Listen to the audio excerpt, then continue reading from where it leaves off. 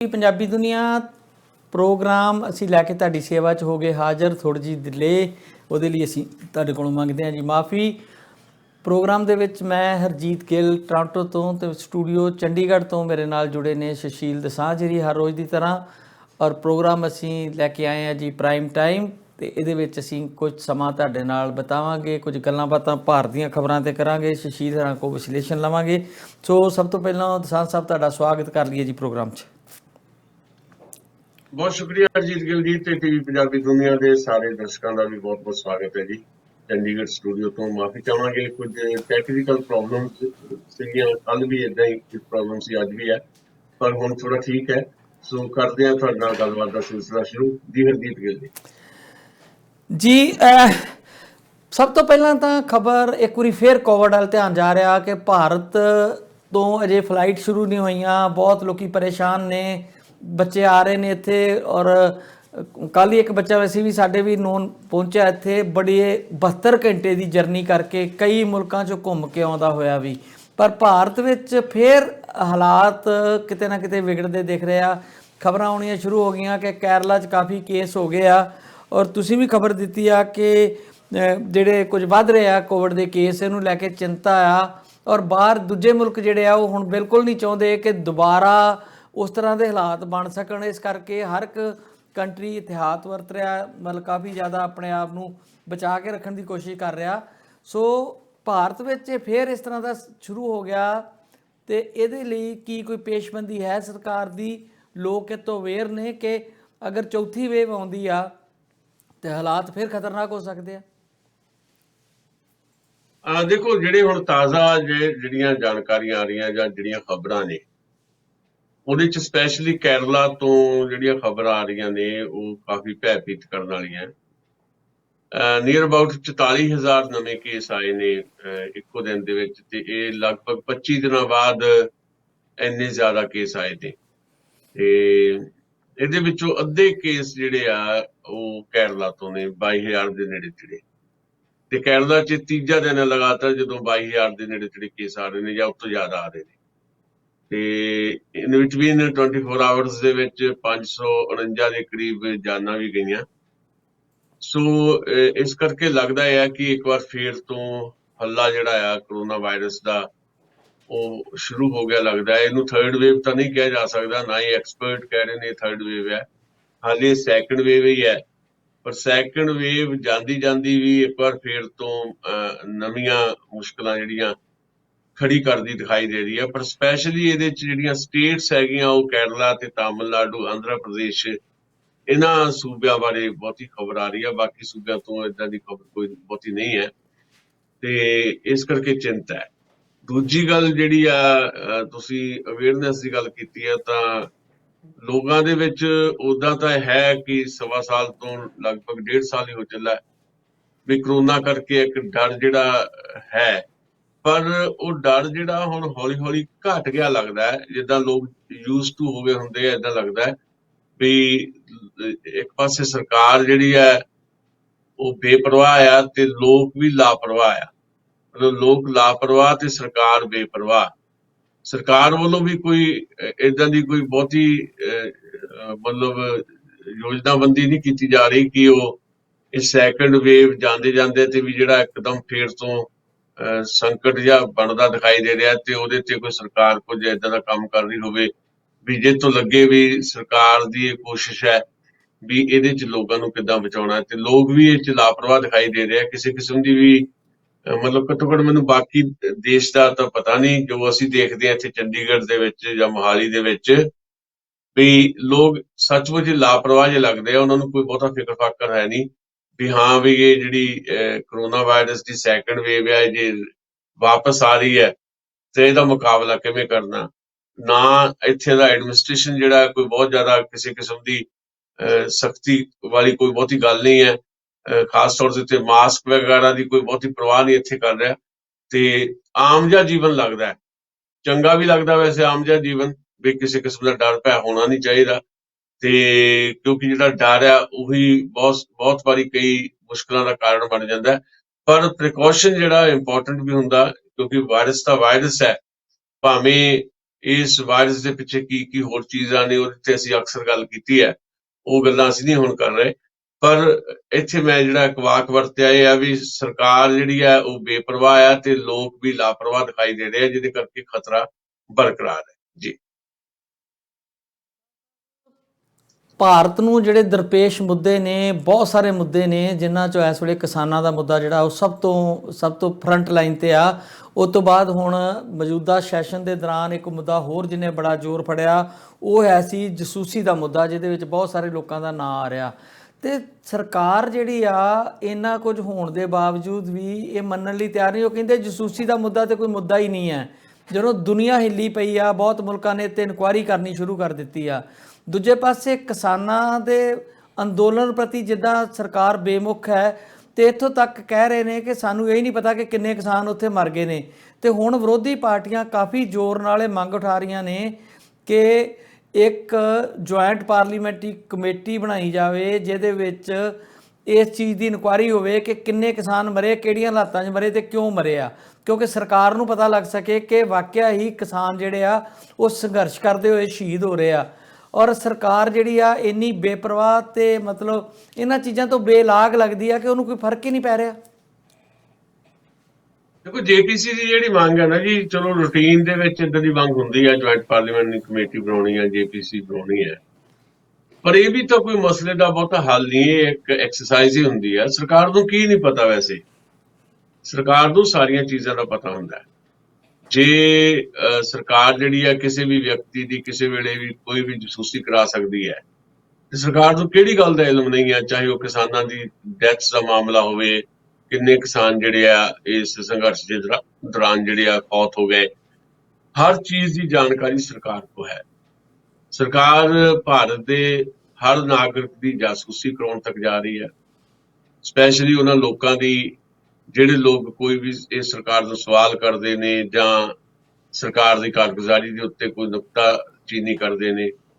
ਤੇ ਫਿਰ ਸਰਕਾਰ ਨੂੰ ਇਹ ਕਿਉਂ ਨਹੀਂ ਪਤਾ ਵੀ ਭਾਰਤ ਦੇ ਵਿੱਚ ਜਿਹੜਾ ਕਿਸਾਨਾਂ ਦਾ ਅੰਦੋਲਨ ਚੱਲ ਰਿਹਾ ਤੇ ਦਿੱਲੀ ਬਾਰਡਰਸ ਦੇ ਉੱਤੇ 8 ਮਹੀਨੇ ਤੋਂ ਉੱਪਰ ਹੋ ਗਏ ਨੇ, ਇਹਨਾਂ ਦਿਨਾਂ ਦੇ ਦੌਰਾਨ, ਇਹਨਾਂ 8 ਮਹੀਨੇ ਦੇ ਦੌਰਾਨ ਕਿੰਨੇ ਲੋਕ ਜਿਹੜੇ ਆ ਉਹ ਆਪਣੀ ਜਾਨ ਤੋਂ ਹੱਥ ਧੋ ਬੈਠੇ ਨੇ। ਸਰਕਾਰ ਨੂੰ ਹਰ ਗੱਲ ਦੀ ਜਾਣਕਾਰੀ ਹੈ। ਜੇ ਨਹੀਂ ਵੀ ਜਾਣਕਾਰੀ, ਜੀਪੀਸੀ ਤਾਂ ਬਾਅਦ ਦੀਆਂ ਗੱਲਾਂ।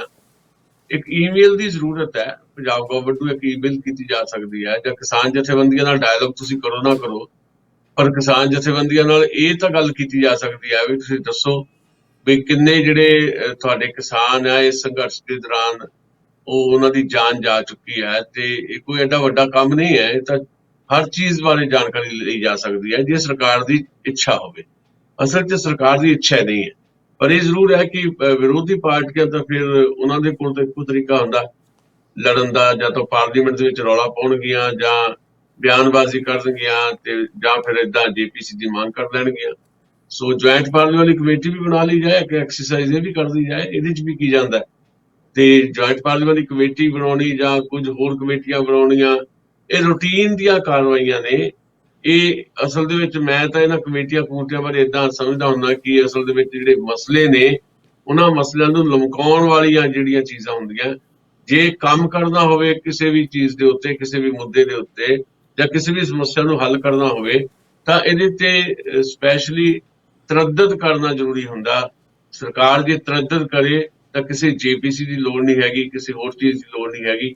ਇਹ ਛੋਟਾ ਜਿਹਾ ਕੰਮ ਹੈ, ਪਰ ਕਰਨਾ ਨਹੀਂ ਹੈ। ਸਰਕਾਰ ਕਰਨਾ ਨਹੀਂ ਚਾਹੁੰਦੀ ਅਸਲ ਦੇ। ਦਸਾਂਝ ਸਾਹਿਬ, ਦੂਜੀ ਖਬਰ ਜਿਹੜੀ ਆ ਕਿਸਾਨਾਂ ਨੂੰ ਲੈ ਕੇ ਆ ਕਿ ਕਿਸਾਨ ਆਗੂਆਂ ਦਾ ਇਹ ਕਹਿਣਾ ਆ ਕਿ ਸਰਕਾਰ ਨੇ ਉਹਨਾਂ ਨਾਲ ਜਿਹੜੀਆਂ ਮੀਟਿੰਗਾਂ ਕੀਤੀਆਂ ਸੀ, ਉਹਦੇ ਵਿੱਚ ਵਾਅਦਾ ਕੀਤਾ ਸੀਗਾ ਕਿ ਜਿਹੜਾ ਪਰਾਲੀ ਵਾਲਾ ਤੇ ਬਿਜਲੀ ਵਾਲਾ ਬਿੱਲ ਆ ਉਹ ਸਰਕਾਰ ਹੁਣ ਜਿਹੜੀ ਆ ਉਹਨੂੰ ਨਹੀਂ ਲਿਆਏਗੀ ਕਿਸੇ ਸੂਰਤ ਵਿੱਚ ਵੀ। ਪਰ ਕਿਸਾਨ ਆਗੂ ਕਹਿ ਰਹੇ ਆ ਕਿ ਇਹ ਬਿੱਲ ਦੁਬਾਰਾ ਸੂਚੀਬੱਧ ਕਰ ਲੈਣੇ ਇਸ ਸੈਸ਼ਨ ਦੇ ਵਿੱਚ। ਇਹ ਇੱਕ ਤਰ੍ਹਾਂ ਦੀ ਉਹਨਾਂ ਦੀ ਮੁੱਕਰਨ ਵਾਲੀ ਗੱਲ ਹੈ, ਵਾਅਦਾ ਖਿਲਾਫੀ ਆ। ਤੇ ਇਹਦੇ ਵਿਰੋਧ ਦੇ ਵਿੱਚ ਯੂਪੀ ਦੇ ਵਿੱਚ ਕਿਸਾਨਾਂ ਨੇ ਐਲਾਨ ਕਰ ਦਿੱਤਾ ਕਿ ਜਿੱਦਾਂ ਟੋਲ ਪਲਾਜ਼ੇ ਪੰਜਾਬ ਵਿੱਚ ਬੰਦ ਕੀਤੇ ਹੋਏ ਨੇ, ਸ਼ਾਇਦ ਹਰਿਆਣੇ 'ਚ ਵੀ ਬੰਦ ਨੇ, ਉਸੇ ਤਰ੍ਹਾਂ ਹੀ ਅਸੀਂ ਯੂਪੀ ਵਿੱਚ ਵੀ ਉਹ ਬੰਦ ਕਰਨ ਜਾ ਰਹੇ ਹਾਂ। ਯਾਨੀ ਕਿ ਸਰਕਾਰ ਲਈ ਇੱਕ ਤਕੜੀ ਚੁਣੌਤੀ ਆ ਕਿ ਯੂਪੀ ਵਿੱਚ ਵੀ ਟੋਲ ਪਲਾਜ਼ੇ ਬੰਦ ਹੋ ਜਾਂਦੇ ਆ, ਲੋਕਾਂ ਨੂੰ ਰਾਹਤ ਮਿਲਦੀ ਆ। ਔਰ ਇਹ ਵੀ ਇੱਕ ਕਿਸਮ ਦੀ ਸਰਕਾਰ ਦੀ ਜਿਹੜੀ ਹਸੀਅਤ ਹੈ ਉਹਨੂੰ ਚੈਲੰਜ ਹੈ ਕਿ ਤੁਸੀਂ ਜੋ ਕਰ ਰਹੇ ਹੋ ਅਸੀਂ ਤੁਹਾਡੇ ਨਾਲ ਨਹੀਂ ਆ। ਤੇ ਇੱਕ ਕਿਸਮ ਦਾ ਇਹਨੂੰ ਕਹਿ ਸਕਦੇ ਹਾਂ ਕਿ ਜਿਸ ਤਰ੍ਹਾਂ ਮਾਲੀਆ ਨਾ ਭਰਨਾ, ਚੁੱਲ੍ਹਾ ਟੈਕਸ ਨਾ ਭਰਨਾ ਕਿਸੇ ਦੀਆਂ ਕਾਲ ਹੁੰਦੀਆਂ ਸੀ ਕਿਸੇ ਜ਼ਮਾਨੇ 'ਚ। ਇਸੇ ਤਰ੍ਹਾਂ ਹੀ ਇਹ ਕਾਲ ਜਿਹੜੀ ਆ ਇੱਕ ਕਿਸਮ ਦਾ ਸਰਕਾਰ ਦੇ ਨੂੰ ਮਤਲਬ ਜਿਹੜਾ ਸ਼ੀਸ਼ਾ ਦਿਖਾਉਣ ਵਾਲੀ ਕਾਲ ਹੈ, ਤੇ ਇਹਦਾ ਕਾਫੀ ਅਸਰ ਵੀ ਹੋਏਗਾ। ਇਹ ਖਬਰ ਕਿਸ ਤਰ੍ਹਾਂ ਹੈ ਜੀ? ਦੇਖੋ, ਇਹ ਆ ਵੀ ਕਿਸਾਨ ਅੰਦੋਲਨ ਜਿਸ ਢੰਗ ਨਾਲ ਚੱਲ ਰਿਹਾ ਉਹਦੇ ਵਿੱਚ ਸ਼ੁਰੂਆਤ ਦੇ ਵਿੱਚ ਪੰਜਾਬ ਦੇ ਵਿੱਚ ਟੋਲ ਪਲਾਜ਼ੇ ਜਿੱਦਾਂ ਬੰਦ ਕੀਤੇ ਗਏ ਤੇ ਹੌਲੀ ਹੌਲੀ ਫਿਰ ਇਹ ਹਰਿਆਣੇ ਵੱਲ ਨੂੰ ਗੱਲ ਵਧੀ। ਹਰਿਆਣੇ 'ਚ ਪੈਰਲਰ ਇੱਕ ਕਿਸਮ ਦਾ ਬਰਾਬਰ ਦਾ ਅੰਦੋਲਨ ਜਿਹੜਾ ਆ ਕਿਸਾਨਾਂ ਦਾ ਖੜਾ ਹੋ ਗਿਆ। ਸਪੈਸ਼ਲੀ ਹਰਿਆਣੇ ਦੇ ਵਿੱਚ ਜਿਹੜੀਆਂ ਖਾਪ ਪੰਚਾਇਤਾਂ ਤੇ ਮੈਂ ਤਾਂ ਆਪ ਖੁਦ ਇਸ ਗੱਲੋਂ ਹੈਰਾਨ ਹੋਇਆ ਸੀ ਵੀ ਕਿਸਾਨ ਅੰਦੋਲਨ ਨੂੰ ਮੁਕੰਮਲ ਤੌਰ ਦੇ ਉੱਤੇ ਖਾਪ ਪੰਚਾਇਤਾਂ ਦੀ ਹਮਾਇਤ ਮਿਲ ਗਈ। ਉਹਨੇ ਜਿਹੜਾ ਇਹ ਟੋਲ ਪਲਾਜ਼ਿਆਂ ਦਾ ਜਿਹੜਾ ਐਜੀਟੇਸ਼ਨ ਦਾ ਇੱਕ ਤਰੀਕਾ ਲੱਭਿਆ ਗਿਆ, ਉਹਨੇ ਇਸ ਟੋਲ ਪਲਾਜ਼ਾ ਵਾਲੇ ਐਕਸ਼ਨ ਨੂੰ ਜਿਹੜਾ ਸਫਲ ਕੀਤਾ ਖਾਪ ਪੰਚਾਇਤਾਂ ਦੀ ਹਮਾਇਤ ਨੇ ਹਰਿਆਣੇ ਦੇ ਵਿੱਚ। ਜੇ ਖਾਪ ਪੰਚਾਇਤਾਂ ਦੀ ਹਮਾਇਤ ਕਿਸਾਨ ਅੰਦੋਲਨ ਨੂੰ ਨਾ ਹੁੰਦੀ ਤੇ ਸ਼ਾਇਦ ਟੋਲ ਪਲਾਜ਼ਿਆਂ ਦੇ ਉੱਤੇ ਐਡਾ ਵੱਡਾ ਐਕਸ਼ਨ ਜਿਹੜਾ ਪੰਜਾਬ ਦੇ ਵਿੱਚ 100% ਸਫਲ ਰਿਹਾ, ਹਰਿਆਣੇ 'ਚ ਵੀ ਸਫਲ ਨਾ ਹੁੰਦਾ। ਪਰ ਖਾਪ ਪੰਚਾਇਤਾਂ ਦੀ ਹਮਾਇਤ ਦੇ ਨਾਲ ਜਾਂ ਇਸ ਅੰਦੋਲਨ ਸ਼ਮੂਲੀਅਤ ਦੇ ਨਾਲ ਇਹ ਅੰਦੋਲਨ ਹਰਿਆਣੇ ਦੇ ਵਿੱਚ ਵੀ 100% ਕਾਮਯਾਬ ਹੈ। ਪਰ ਹੁਣ ਜਦੋਂ ਉੱਤਰ ਪ੍ਰਦੇਸ਼ ਦੇ ਵਿੱਚ ਇਹਦੀ ਕਾਲ ਦਿੱਤੀ ਗਈ ਹੈ ਤਾਂ ਇਹ ਦੇਖਣਾ ਪਏਗਾ ਕਿ ਕੀ ਉੱਤਰ ਪ੍ਰਦੇਸ਼ ਦੇ ਵਿੱਚ ਬਰਾਬਰ ਦਾ ਅੰਦੋਲਨ ਉੱਠ ਖੜਾ ਹੋਇਆ ਪੰਜਾਬ ਤੇ ਹਰਿਆਣੇ ਵਾਂਗ। ਕਿਉਂਕਿ ਉੱਤਰ ਪ੍ਰਦੇਸ਼ ਸਾਰੇ ਦੇ ਵਿੱਚ, ਉੱਤਰ ਪ੍ਰਦੇਸ਼ ਆਪਣੇ ਆਪ 'ਚ ਆਪਾਂ ਅੱਗੇ ਵੀ ਇੱਕ ਦਿਨ ਗੱਲ ਕੀਤੀ ਸੀ, ਕੋਈ ਸੂਬੇ ਵਾਲੀ ਗੱਲ ਨਹੀਂ ਹੈ। ਜੇ ਇਹਨੂੰ ਅਸੀਂ ਆਬਾਦੀ ਦੇ ਲਿਹਾਜ਼ ਨਾਲ ਦੇਖ ਲਈਏ ਤਾਂ ਦੁਨੀਆ ਦਾ 8ਵਾਂ ਮੁਲਕ ਬਣ ਜਾਂਦਾ ਹੈ ਉੱਤਰ ਪ੍ਰਦੇਸ਼। ਐਡਾ ਵੱਡਾ ਹੈ ਉੱਤਰ ਪ੍ਰਦੇਸ਼, ਤੇ ਕੀ ਮੁਕੰਮਲ ਮਤਲਬ ਇਹਦੀ ਸਫਲਤਾ ਦੀ ਗਾਰੰਟੀ ਹੋ ਸਕਦੀ ਹੈ ਕਿ ਟੋਲ ਪਲਾਜ਼ਿਆਂ ਦੇ ਉੱਤੇ ਜਿਹੜਾ ਇਹ ਐਕਸ਼ਨ ਹੈ ਉਹ 100% ਸਫਲ ਹੋਵੇ? ਇਹਦੇ ਤੇ ਥੋੜੀ ਜਿਹੀ ਮੈਨੂੰ ਲੱਗਦਾ ਸ਼ੱਕ ਰਹੇਗਾ। ਪਰ ਇਹ ਆ ਵੀ ਪੱਛਮੀ ਉੱਤਰ ਪ੍ਰਦੇਸ਼ ਦੇ ਵਿੱਚ ਕਿਸਾਨ ਅੰਦੋਲਨ ਕਾਫੀ ਹੱਦ ਤੱਕ ਹੈ। ਪੂਰਬੀ ਤੇ ਉੱਤਰੀ ਉੱਤਰ ਪ੍ਰਦੇਸ਼ ਦੇ ਵਿੱਚ ਇਹ ਅੰਦੋਲਨ ਕਿੰਨਾ ਕੁ ਸਫਲ ਰਹੇਗਾ ਮੈਨੂੰ ਇਹਦੇ ਬਾਰੇ ਕੋਈ ਬਹੁਤੀ ਜਾਣਕਾਰੀ ਨਹੀਂ ਹੈ। ਪਰ ਕਾਲ ਹੈ ਤੇ ਇਸ ਕਾਲ ਨੂੰ ਇੰਪਲੀਮੈਂਟ ਕਰਦਿਆਂ ਹੋਇਆਂ ਤੁਸੀਂ ਨਵੇਂ ਇਲਾਕਿਆਂ ਦੇ ਵਿੱਚ ਵੀ ਜਾਣਾ ਹੁੰਦਾ, ਨਵੇਂ ਲੋਕ ਵੀ ਤੁਹਾਡੇ ਨਾਲ ਜੁੜਦੇ ਆ। ਤਾਂ ਅਸੀਂ ਤਾਂ ਇਹ ਉਮੀਦ ਕਰਾਂਗੇ ਵੀ ਟੋਲ ਪਲਾਜ਼ਿਆਂ ਵਾਲਾ ਇਹ ਐਕਸ਼ਨ ਜਿਹੜਾ ਐਲਾਨ ਕੀਤਾ ਜਥੇਬੰਦੀਆਂ ਨੇ ਤੇ ਸੰਯੁਕਤ ਕਿਸਾਨ ਮੋਰਚੇ ਨੇ, ਤੇ ਇਹਦੇ ਨਾਲ ਨਾਲ ਜਿਵੇਂ 5 ਸਤੰਬਰ ਦੀ ਇੱਕ ਕਾਲ ਹੈਗੀ ਆ ਮੁਜ਼ੱਫਰਨਗਰ ਦੀ ਵੀ ਉੱਥੇ ਬੜਾ ਵੱਡਾ ਜਿਹੜੀ ਮਹਾ ਪੰਚਾਇਤ ਹੋਣੀ ਹੈ, ਉਸ ਤੋਂ ਬਾਅਦ ਮਿਸ਼ਨ ਯੂਪੀ ਜਿਹੜਾ ਆ ਉਹ ਸਹੀ ਢੰਗ ਦੇ ਨਾਲ ਸ਼ੁਰੂ ਹੋਣਾ, ਵੀ ਉਹ ਸਾਰਾ ਕੁਝ ਸਹੀ ਤਰੀਕੇ ਨਾਲ ਸਿਰੇ ਚੜੇ। ਤੇ 5 ਸਤੰਬਰ ਤੱਕ ਇਸ ਤਰ੍ਹਾਂ ਦੀ ਲਾਮਬੰਦੀ ਸ਼ਾਇਦ ਹੋਏਗੀ ਵੀ 5 ਸਤੰਬਰ ਦੀ ਜਿਹੜੀ ਮਹਾ ਪੰਚਾਇਤ ਹੈ ਉਹਦੀ ਤਿਆਰੀ ਵਾਸਤੇ ਤੁਸੀਂ ਕਦਮ ਦਰ ਕਦਮ ਜਿਹੜੇ ਐਕਸ਼ਨ ਲੈਣੇ ਆ, ਤੇ ਉਹਦੀ ਲੜੀ ਦੇ ਤਹਿਤ ਹੀ ਸ਼ਾਇਦ ਟੋਲ ਪਲਾਜ਼ਿਆਂ ਬਾਰੇ ਐਕਸ਼ਨ ਜਿਹੜਾ ਹੈ ਉਹ ਪਲਾਨ ਕੀਤਾ ਗਿਆ ਜਾਂ ਐਲਾਨ ਕੀਤਾ ਗਿਆ। ਤੇ ਸੋ ਕੋਸ਼ਿਸ਼ ਰਹੇਗੀ ਤੇ ਇਹਦਾ ਇੱਕ ਬਹੁਤ ਵੱਡਾ ਇੰਪੈਕਟ ਹੈ। ਮਤਲਬ ਮੈਂ ਸਮਝਦਾ ਕਿ ਪੰਜਾਬ ਤੇ ਹਰਿਆਣੇ ਦੇ ਵਿੱਚ ਜਿਹੜਾ ਜਨ ਸਮਰਥਨ ਮਿਲਿਆ ਇਸ ਅੰਦੋਲਨ ਨੂੰ, ਉਹਦਾ ਇੱਕ ਕਾਰਨ ਇਸ ਤਰ੍ਹਾਂ ਦਾ ਜਿਹੜਾ ਐਜੀਟੇਸ਼ਨ ਦਾ ਇੱਕ ਰੂਪ ਹੈ ਕਿ ਟੋਲ ਪਲਾਜ਼ੇ ਜਿਹੜੇ ਬੰਦ ਕਰਨੇ ਆ। 1 ਸਾਲ ਤੋਂ ਜ਼ਿਆਦਾ ਸਮਾਂ ਹੋ ਗਿਆ ਲਗਭਗ ਪੰਜਾਬ ਦੇ ਟੋਲ ਪਲਾਜ਼ੇ ਬੰਦ ਹੈ, ਤੇ ਜਿਹੜਾ ਸਧਾਰਨ ਬੰਦਾ ਆ ਜਿਹੜਾ ਕਿਸਾਨ ਅੰਦੋਲਨ ਨਾਲ ਸਿੱਧੇ ਤੌਰ ਤੇ ਨਹੀਂ ਵੀ ਜੁੜਿਆ ਹੋਇਆ, ਉਹ ਵੀ ਕਿਤੇ ਨਾ ਕਿਤੇ ਇੱਕ ਜੁੜਾਵ ਜਿਹਾ ਮਹਿਸੂਸ ਕਰਦਾ ਇਸ ਅੰਦੋਲਨ ਨਾਲ ਜਦੋਂ ਇਹ ਦੇਖਦਾ ਹੈ ਵੀ 1 ਸਾਲ ਹੋ ਗਿਆ ਮੈਂ ਸੜਕ ਤੋਂ ਲੰਘਦਾ ਤੇ ਮੈਨੂੰ ਟੋਲ ਨਹੀਂ ਦੇਣਾ ਪੈਂਦਾ। ਭਾਵੇਂ ਇਹ ਛੋਟੀ ਜਿਹੀ ਗੱਲ ਹੈ, ਪਰ ਆਪਣੇ ਆਪ ਦੇ ਵਿੱਚ ਸਧਾਰਨ ਬੰਦੇ ਦੇ ਵੀ ਜੁੜਨ ਦਾ ਇੱਕ ਕਾਰਨ ਬਣ ਜਾਂਦਾ ਹੈ ਇਸ ਤਰ੍ਹਾਂ ਦਾ ਪਾਪੂਲਰ ਜਿਹੜਾ ਕਿਸਮ ਦਾ ਜਿਹੜਾ ਐਕਸ਼ਨ ਹੁੰਦਾ। ਸੋ ਇਹ ਐਕਸ਼ਨ ਯੂਪੀ ਦੇ ਵਿੱਚ ਵੀ ਸਫਲ ਹੋਏਗਾ, ਇਸ ਗੱਲ ਦੀ ਉਮੀਦ ਕਰਨੀ ਚਾਹੀਦੀ ਹੈ। ਜੀ ਦਸਾਂਝ ਸਾਹਿਬ, ਕਿਸਾਨਾਂ ਦੀ ਕਾਲ ਦੇ ਉੱਤੇ ਪੂਰੀ ਤਰ੍ਹਾਂ ਨਾਲ ਪਹਿਰਾ ਦਿੰਦਿਆਂ ਜਿਹੜੀਆਂ ਵਿਰੋਧੀ ਪਾਰਟੀਆਂ ਨੇ, ਚਾਹੇ ਉਹਨਾਂ ਦੀ ਵੋਟ ਪੋਲੀਟਿਕਸ ਹੀ ਕਹਿ ਲਈਏ, ਉਹਨਾਂ ਨੇ ਪਾਰਲੀਮੈਂਟ ਚੱਲਣ ਨਹੀਂ ਦਿੱਤੀ ਤੇ ਨਾ ਹੀ ਬਾਈਕਾਟ ਕਰਕੇ ਜਿਵੇਂ ਬਾਰ-ਬਾਰ ਬਾਹਰ ਆਉਂਦੇ ਸੀ ਆਇਆ। ਰੌਲਾ ਰੱਪਾ ਲਗਾਤਾਰ ਪੈਂਦਾ ਆ, ਰੋਜ਼ ਸੈਸ਼ਨ ਰੱਦ ਹੋ ਜਾਂਦਾ, ਸਰਕਾਰ ਕਾਰਵਾਈ ਕੋਈ ਕਰ ਨਹੀਂ ਪਾਉਂਦੀ। ਪਰ ਹੁਣ ਖਬਰ ਆ ਰਹੀ ਆ ਕਿ ਇਸ ਰੌਲੇ ਗੋਲੇ ਵਿੱਚ ਵੀ ਉਹਨੇ ਇੱਕ ਨਵੀਂ ਤਰਕੀਬ ਬਣਾ ਲਈ ਕਿ ਬਿੱਲ ਪੇਸ਼ ਕਰਨੇ ਸ਼ੁਰੂ ਕਰ ਦਿੱਤੇ। 2 ਬਿੱਲ ਪੇਸ਼ ਹੋਏ ਆ, ਤੇ ਜੇ ਸਰਕਾਰ ਨੇ ਅੱਗੇ ਅਰਗੀ ਹਮਾਕਤ ਕੀਤੀ ਕਿ ਬਿਨਾਂ ਵੋਟਿੰਗ ਕਰਾਇਆ, ਬਿਨਾਂ ਵਿਰੋਧੀਆਂ ਦੀ ਰਾਏ ਲਿਆ, ਧੱਕੇ ਨਾਲ ਹੀ ਆਪਣੀ ਗਿਣਤੀ ਦੇ ਜਿਹੜਾ ਉਹਨਾਂ ਕੋਲ ਪਾਵਰ ਹੈ ਉਹਦੇ ਨਾਲ ਉਹਨਾਂ ਨੇ ਬਿੱਲ ਪਾਸ ਸ਼ੁਰੂ ਕਰ ਦਿੱਤੇ। ਜਿਹੜੇ ਬਿੱਲ ਐਰਕੀ ਉਹਨਾਂ ਨੇ ਕਾਫੀ ਜ਼ਿਆਦਾ ਜਿਹੜੇ ਬਿੱਲ ਨੇ ਸੂਚੀਬੱਧ ਕੀਤੇ ਹੋਏ ਨੇ, ਜਿਹਦੇ ਵਿੱਚ ਕਿਸਾਨਾਂ ਨਾਲ ਸੰਬੰਧਿਤ ਵੀ ਬਿੱਲ ਨੇ 2-3, ਤੇ ਉਹ ਫਿਰ ਅੱਗੇ ਵਰਗਾ ਹੀ ਕੰਮ ਹੋ ਜਾਏਗਾ। ਉਹ ਧੱਕਾਸ਼ਾਹੀ ਜਿਹੜੀ ਆ ਕਿ ਰੌਲੇ ਗੋਲੇ ਵਿੱਚ ਵੀ ਨਾ ਵਾਲੇ ਬੋਲੇ ਹਾਂ ਵਾਲੇ ਬੋਲੇ ਕਰਕੇ ਉਹ ਸਪੀਕਰ ਕਰਾ ਦਿੰਦਾ ਜੀ ਧੱਕੇ ਨਾਲ ਹੀ ਪਾਸ, ਤੇ ਉਹ ਕੋਈ ਮਤਲਬ ਲੋਕਾਂ ਦੀ ਰਾਏ ਨਹੀਂ ਬਣਦੀ ਉੱਤੇ, ਨਾ ਮੈਂਬਰ ਪਾਰਲੀਮੈਂਟ ਦੀ, ਤੇ ਆਮ ਲੋਕਾਂ ਦੀ ਰਾਏ ਤਾਂ ਖੈਰ ਅੱਗੇ ਵੀ ਨਹੀਂ ਕਦੀ ਲਈ ਜਾਂਦੀ। ਘੱਟੋ ਘੱਟ ਮੈਂਬਰ ਪਾਰਲੀਮੈਂਟ ਕੋਈ ਸਵਾਲ ਉਠਾ ਸਕਣ, ਉੱਤੇ ਬਹਿਸ ਕਰ ਸਕਣ, ਉਹ 'ਚ ਕੋਈ ਅਮੈਂਡਮੈਂਟ ਸੁਝਾ ਸਕਣ, ਇਹੋ ਜਿਹਾ ਤਾਂ ਮੌਕਾ ਹੀ ਨਹੀਂ ਆਉਣ ਦਿੰਦੀ ਬੀਜੇਪੀ। ਤੇ ਇਹ ਕਾਰਿਕ੍ਰਮ ਕਿੰਨਾ ਕੁ ਚਿਰ ਚੱਲਦਾ ਰਹੂਗਾ ਕਿ ਇਹ ਤੇ ਫਿਰ ਇੱਕ ਕਿਸਮ ਦੀ ਜਿਹੜੀ ਆ ਡਿਕਟੇਟਰਸ਼ਿਪ ਹੋ ਗਈ ਨਾ।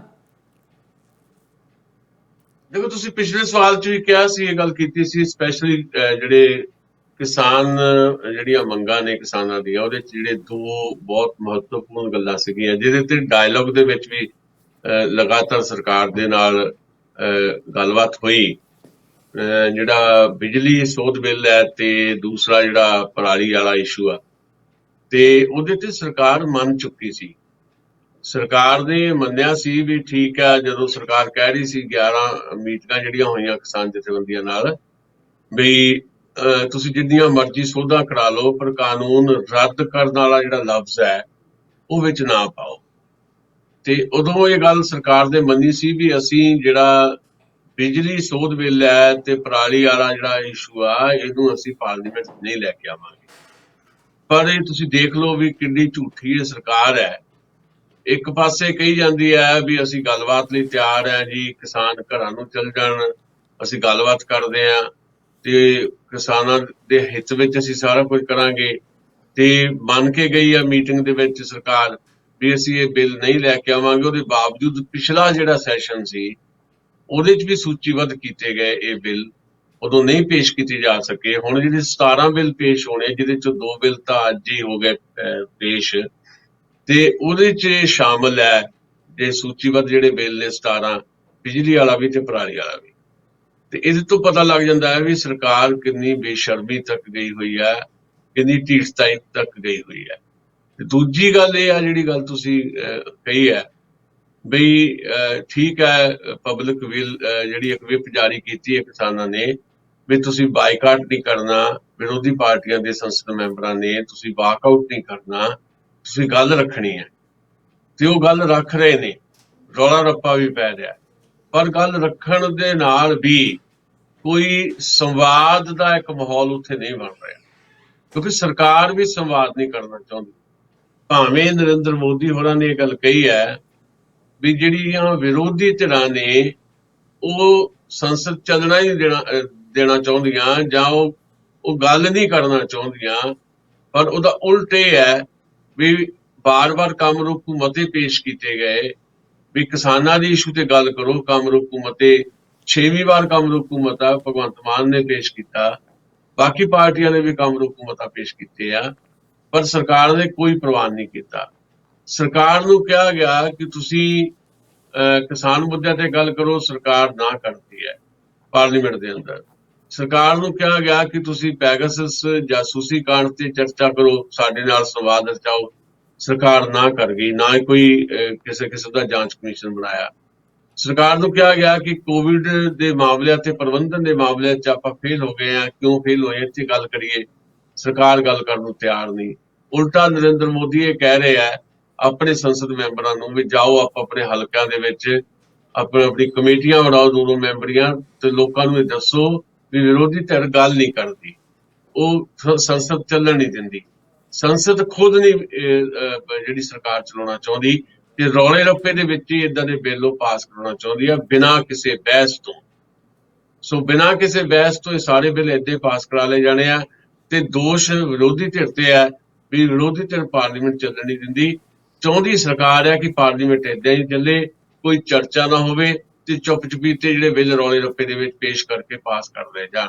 ਸੋ ਇਹ ਸਰਕਾਰ ਦੀ ਨੀਤੀ ਹੈ, ਇਹੀ ਸਰਕਾਰ ਦੀ ਨੀਅਤ ਹੈ ਜੀ।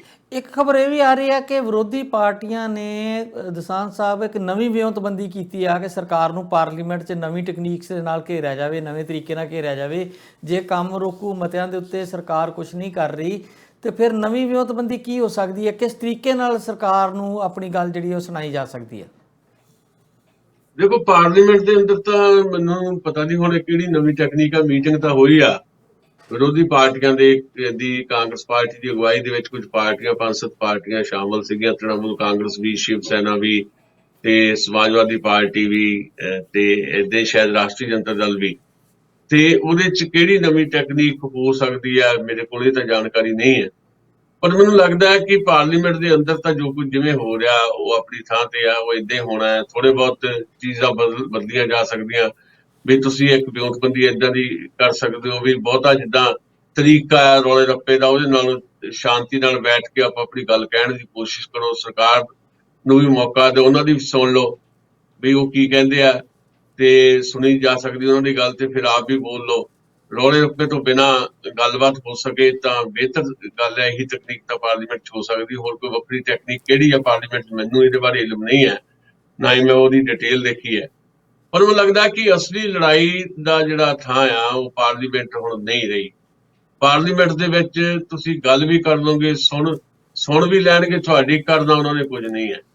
ਬਹੁਤਾ ਜਿਹੜਾ ਦਬਾਅ ਜਿਹੜਾ ਆ ਉਹ ਇਸ ਵੇਲੇ ਜਨਤਕ ਦਬਾਅ ਜਿਹੜਾ ਇੰਪੋਰਟੈਂਟ ਹੈ। ਮੈਨੂੰ ਇਹ ਲੱਗਦਾ ਦੋ ਹੀ ਤਰੀਕੇ ਹੁੰਦੇ ਲੜਾਈ ਦੇ, ਇੱਕ ਪਾਰਲੀਮੈਂਟਰੀ ਜਿਹੜੀ ਸਟਰਗਲ ਹੁੰਦੀ ਹੈ, ਇੱਕ ਜਿਹੜੀ ਪੀਪਲ ਸਟਰਗਲ ਹੁੰਦੀ ਆ, ਜਨਤਕ ਸੰਘਰਸ਼ ਜਿਹਨੂੰ ਕਹਿੰਦੇ ਉਹ ਹੁੰਦਾ। ਅੱਜ ਮੈਨੂੰ ਲੱਗਦਾ ਕਿ ਜਦੋਂ ਤੁਹਾਡੀ ਸੁਣਵਾਈ ਕਿਤੇ ਵੀ ਨਹੀਂ ਹੈ, ਉਦੋਂ ਜਿਹੜਾ ਜਨਤਕ ਸੰਘਰਸ਼ ਹੈ ਉਹ ਜ਼ਿਆਦਾ ਇੰਪੋਰਟੈਂਟ ਹੈ। ਔਰ ਸਾਡੀ ਬਦਕਿਸਮਤੀ ਸਾਡੇ ਦੇਸ਼ ਦੀ ਇਹ ਹੈ ਵੀ ਜਨਤਕ ਸੰਘਰਸ਼ ਜਿਹੜੇ ਆ ਉਹ ਪੋਲੀਟੀਕਲ ਪਾਰਟੀਆਂ ਦੇ ਹਿੱਸੇ ਹੁਣ ਰਹੇ ਨਹੀਂ। ਸਿਆਸੀ ਪਾਰਟੀਆਂ ਕੋਈ ਜਨਤਕ ਸੰਘਰਸ਼ ਨਹੀਂ ਕਰਦੀਆਂ, ਉਹ ਸਿਰਫ ਪਾਰਲੀਮਾਨੀ ਸੰਘਰਸ਼ ਦੇ ਨਾਂ ਦੇ ਉੱਤੇ ਡਰਾਮੇਬਾਜ਼ੀ ਕਰਦੀਆਂ। ਜਿੱਦਾਂ ਤੁਸੀਂ ਵੀ ਪਿਛਲੇ ਸਵਾਲਾਂ ਦੇ ਵਿੱਚ ਜਿਹੜੀ ਗੱਲ ਉਠਾਈ ਹੈ, ਵੀ ਭਾਵੇਂ ਦਿਖਾਵੇ ਲਈ ਸੀ, ਪਰ ਵਿਰੋਧੀ ਪਾਰਟੀਆਂ ਮਜਬੂਰੀ ਦੇ ਵਿੱਚ ਕਿਸਾਨਾਂ ਦੇ ਇਸ਼ੂ ਉਠਾ ਰਹੀਆਂ ਨੇ ਪਾਰਲੀਮੈਂਟ ਦੇ ਵਿੱਚ, ਤੇ ਉਹ ਰੌਲੇ ਰੱਪੇ ਦੇ ਵਿੱਚ ਜਿਹੜਾ ਇਸ਼ੂ ਉੱਠ ਰਿਹਾ, ਹੋਰ ਕੋਈ ਮਤਲਬ ਸੰਜੀਦਗੀ ਦੇ ਨਾਲ ਇਸ਼ੂ ਜਿਹੜਾ ਆ ਉਹ ਫਲੋਟ ਨਹੀਂ ਹੋ ਰਿਹਾ ਪਾਰਲੀਮੈਂਟ ਦੇ ਵਿੱਚ। ਤੇ ਵਿਰੋਧੀ ਪਾਰਟੀਆਂ ਪਾਰਲੀਮੈਂਟ 'ਚ ਦਿਖਾਵੇ ਲਈ ਤਾਂ ਇੰਨਾ ਕੁਝ ਕਰ ਸਕਦੀਆਂ, ਪਰ ਜਨਤਕ ਸੰਘਰਸ਼ਾਂ ਤੇ ਵਿਰੋਧੀ ਪਾਰਟੀਆਂ ਜਾਂ ਕਿਸੇ ਵੀ ਪਾਰਟੀ ਦੀ ਕੋਈ ਟੇਕ ਨਹੀਂ ਹੈ, ਉਹ ਟੇਕ ਖਤਮ ਕਰਤੀ ਹੈ। ਸੋ ਇਸ ਵੇਲੇ ਜ਼ਿਆਦਾ ਜ਼ਰੂਰਤ ਜਿਹੜੀ ਆ ਉਹ ਪਬਲਿਕ ਸਟਰਗਲਸ ਦੀ ਹੈ, ਤੇ ਪਬਲਿਕ ਸਟਰਗਲ ਜਿਹੜੀ ਆ ਉਹ ਇਸ ਵੇਲੇ ਸਾਡੇ ਸਾਹਮਣੇ ਕਿਸਾਨ ਅੰਦੋਲਨ ਦੇ ਰੂਪ ਦੇ ਵਿੱਚ ਹੈ। ਜਾਂ ਫਿਰ ਪੰਜਾਬ ਦੀ ਗੱਲ ਕਰੀਏ ਤਾਂ ਪੰਜਾਬ ਦੇ ਮੁਲਾਜ਼ਮ ਹੈ, ਭਾਵੇਂ ਆਪਣੇ ਭੱਤਿਆਂ ਲਈ, ਆਪਣੀਆਂ ਤਨਖਾਹਾਂ ਲਈ, ਆਪਣੇ ਆਪ ਦੇ ਪੱਕੇ ਹੋਣ ਦੀ ਲੜਾਈ ਤੱਕ ਉਹਨਾਂ ਦੀ ਲੜਾਈ ਸੀਮਤ ਹੋਵੇ, ਪਰ ਲੜਦੇ ਉਹੀ ਦਿਖਾਈ ਦੇ ਰਹੇ ਆ।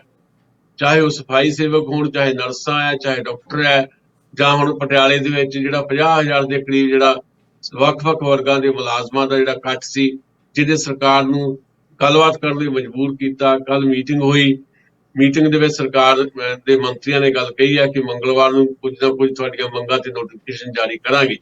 ਇਹਨੇ ਮਜਬੂਰ ਕੀਤਾ, ਉਹ ਮਜਬੂਰ ਭਾਵੇਂ ਚੋਣਾਂ ਕਰਕੇ ਹੋਏ ਹੋਣ, ਪਰ ਮਜਬੂਰ ਜਨਤਕ ਸੰਘਰਸ਼ਾਂ ਨੇ ਕੀਤਾ। ਸੋ ਜਨਤਕ ਸੰਘਰਸ਼ ਇੰਪੋਰਟੈਂਟ ਹੈ, ਤੇ ਜਿਹੜੀਆਂ ਵਿਰੋਧੀ ਪਾਰਟੀਆਂ, ਚਾਹੇ ਉਹ ਕਾਂਗਰਸ ਹੈ, ਚਾਹੇ ਵੱਖ-ਵੱਖ ਖੇਤਰੀ ਪਾਰਟੀਆਂ, ਉਹਨਾਂ ਤੋਂ ਕਿਸੇ ਲਾਮਿਸਾਲ ਜਨਤਕ ਸੰਘਰਸ਼ ਦੀ ਬਹੁਤੀ ਉਮੀਦ ਨਹੀਂ ਕੀਤੀ ਜਾ ਸਕਦੀ। ਇਹ ਜਿਹੜਾ ਜਨਤਕ ਸੰਘਰਸ਼ ਪਟਿਆਲੇ 'ਚ ਚੱਲ ਰਿਹਾ ਆ, ਪਟਿਆਲਾ ਨਾ ਤੇ ਪੰਜਾਬ ਦੀ ਰਾਜਧਾਨੀ ਆ, ਤੇ ਨਾ ਹੀ ਕੈਪਟਨ ਸਾਹਿਬ ਉੱਥੇ ਰਹਿੰਦੇ ਆ, ਉਹਨਾਂ ਦਾ ਜੱਦੀ ਘਰ ਜ਼ਰੂਰ ਹੈ ਮੋਤੀ ਮਹਿਲ ਉੱਥੇ। ਤੇ ਇਹ ਕੀ ਵਜ੍ਹਾ ਹੋਈ ਕਿ ਜਿਹੜੀਆਂ ਜਥੇਬੰਦੀਆਂ ਉਹਨਾਂ ਨੂੰ ਕਿਤੇ ਇੱਦਾਂ ਲੱਗਦਾ ਕਿ ਚੰਡੀਗੜ੍ਹ 'ਚ ਜਾ ਕੇ ਕਰਨ ਨਾਲ ਵਿੱਚ ਇੱਕ ਹੋਰ ਸਟੇਟ ਇਨਵੋਲਵ ਹੋ ਜਾਂਦੀ ਆ, ਯੂਨੀਅਨ ਟੈਰੀਟਰੀ, ਉਹਨਾਂ ਦੀ ਪੁਲਿਸ ਜਿਹੜੀ ਉਹ ਐਕਸ਼ਨ ਕਰਦੀ ਆ, ਜਾਂ ਕੋਈ ਇੱਦਾਂ ਦੀ ਕੋਈ ਗੱਲਬਾਤ ਆ, ਜਾਂ ਕੋਈ ਹੋਰ ਕਾਰਨ ਨੇ ਕਿ ਪਟਿਆਲੇ ਨੂੰ ਚੁਣ ਕੇ ਹੁਣ ਜਿਹੜੇ ਘੱਟੋ ਘੱਟ ਮੁਲਾਜ਼ਮ ਨੇ ਉਹ ਪਟਿਆਲੇ ਹੀ ਲੰਬੇ ਸਮੇਂ ਤੋਂ ਸੰਘਰਸ਼ ਕਰ ਰਹੇ ਨੇ, ਤੇ ਹੁਣ ਜਿਹੜੀ ਮਹਾਂ ਰੈਲੀ ਕੀਤੀ ਆ ਸਾਰੇ ਹੀ ਵਰਗਾਂ ਨੇ ਮਿਲ ਕੇ, ਚਲੋ ਤੁਸੀਂ ਕਹਿ ਰਹੇ ਹੋ ਕਿ ਉਹਦਾ ਅੱਛਾ ਇੰਪੈਕਟ ਪਿਆ ਔਰ ਸਰਕਾਰ ਮਜਬੂਰ ਹੋਈ ਆ, ਇਹ ਪਟਿਆਲਾ ਹੀ ਕਿਉਂ, ਕੀ ਕਾਰਨ ਹੈ ਕਿ ਪਟਿਆਲੇ ਨੂੰ ਚੁਣਿਆ? ਇਹੀ ਗੱਲ ਕਿ ਮੋਤੀ ਮਹਿਲ ਉੱਥੇ ਆ? ਦੇਖੋ, ਤੁਸੀਂ ਜਿਹੜਾ ਸਵਾਲ ਕਰ ਰਹੇ ਹੋ ਉਹਦੇ ਵਿੱਚ ਜਵਾਬ ਵੀ ਸ਼ਾਮਲ ਹੈ। ਜਿਸ ਕਿਸਮ ਦਾ ਇੰਪੈਕਟ ਜਿਹੜਾ ਪੰਜਾਬ ਦੇ ਵਿੱਚ ਕਿਸੇ ਵੀ ਐਜੀਟੇਸ਼ਨ ਦਾ ਪੈਣਾ ਚਾਹੀਦਾ, ਉਹ ਚੰਡੀਗੜ੍ਹ 'ਚ ਜਦੋਂ ਕੋਈ ਐਕਸ਼ਨ ਹੁੰਦਾ ਹੈ ਉਦਾਂ ਦਾ ਇੰਪੈਕਟ ਨਹੀਂ ਪੈਂਦਾ। ਜਿਹੜੇ ਵੱਖ-ਵੱਖ ਸੈਕਸ਼ਨ ਹੈ ਜਦੋਂ ਸਟਰਗਲ 'ਚ ਆਉਂਦੇ ਆ, ਇੱਦਾਂ ਹੀ ਸੋਚਦੇ ਆ ਜਿੱਦਾਂ ਤੁਸੀਂ ਕਿਹਾ, ਕਿਉਂਕਿ ਉਹ ਫਿਰ ਮੋਹਾਲੀ ਤੱਕ ਸੀਮਿਤ ਰਹਿ ਜਾਂਦਾ। ਮੋਹਾਲੀ ਤੋਂ ਮਾਰਚ ਕਰਦੇ ਆ, ਚੰਡੀਗੜ੍ਹ ਵੱਲ ਜਾਂਦੇ ਆ। ਹੁਣ ਇੱਥੇ ਜਿਹੜੇ ਅਧਿਆਪਕ ਹੈ ਕਾਫੀ ਦਿਨਾਂ ਤੋਂ ਜਿਹੜਾ ਸੰਘਰਸ਼ ਕਰਦੇ ਨੇ, ਇੱਥੇ ਮੋਹਾਲੀ ਦੇ ਵਿੱਚ ਵੀ ਉਹਨਾਂ ਦਾ ਲਗਾਤਾਰ ਧਰਨਾ ਚੱਲ ਰਿਹਾ ਹੈ।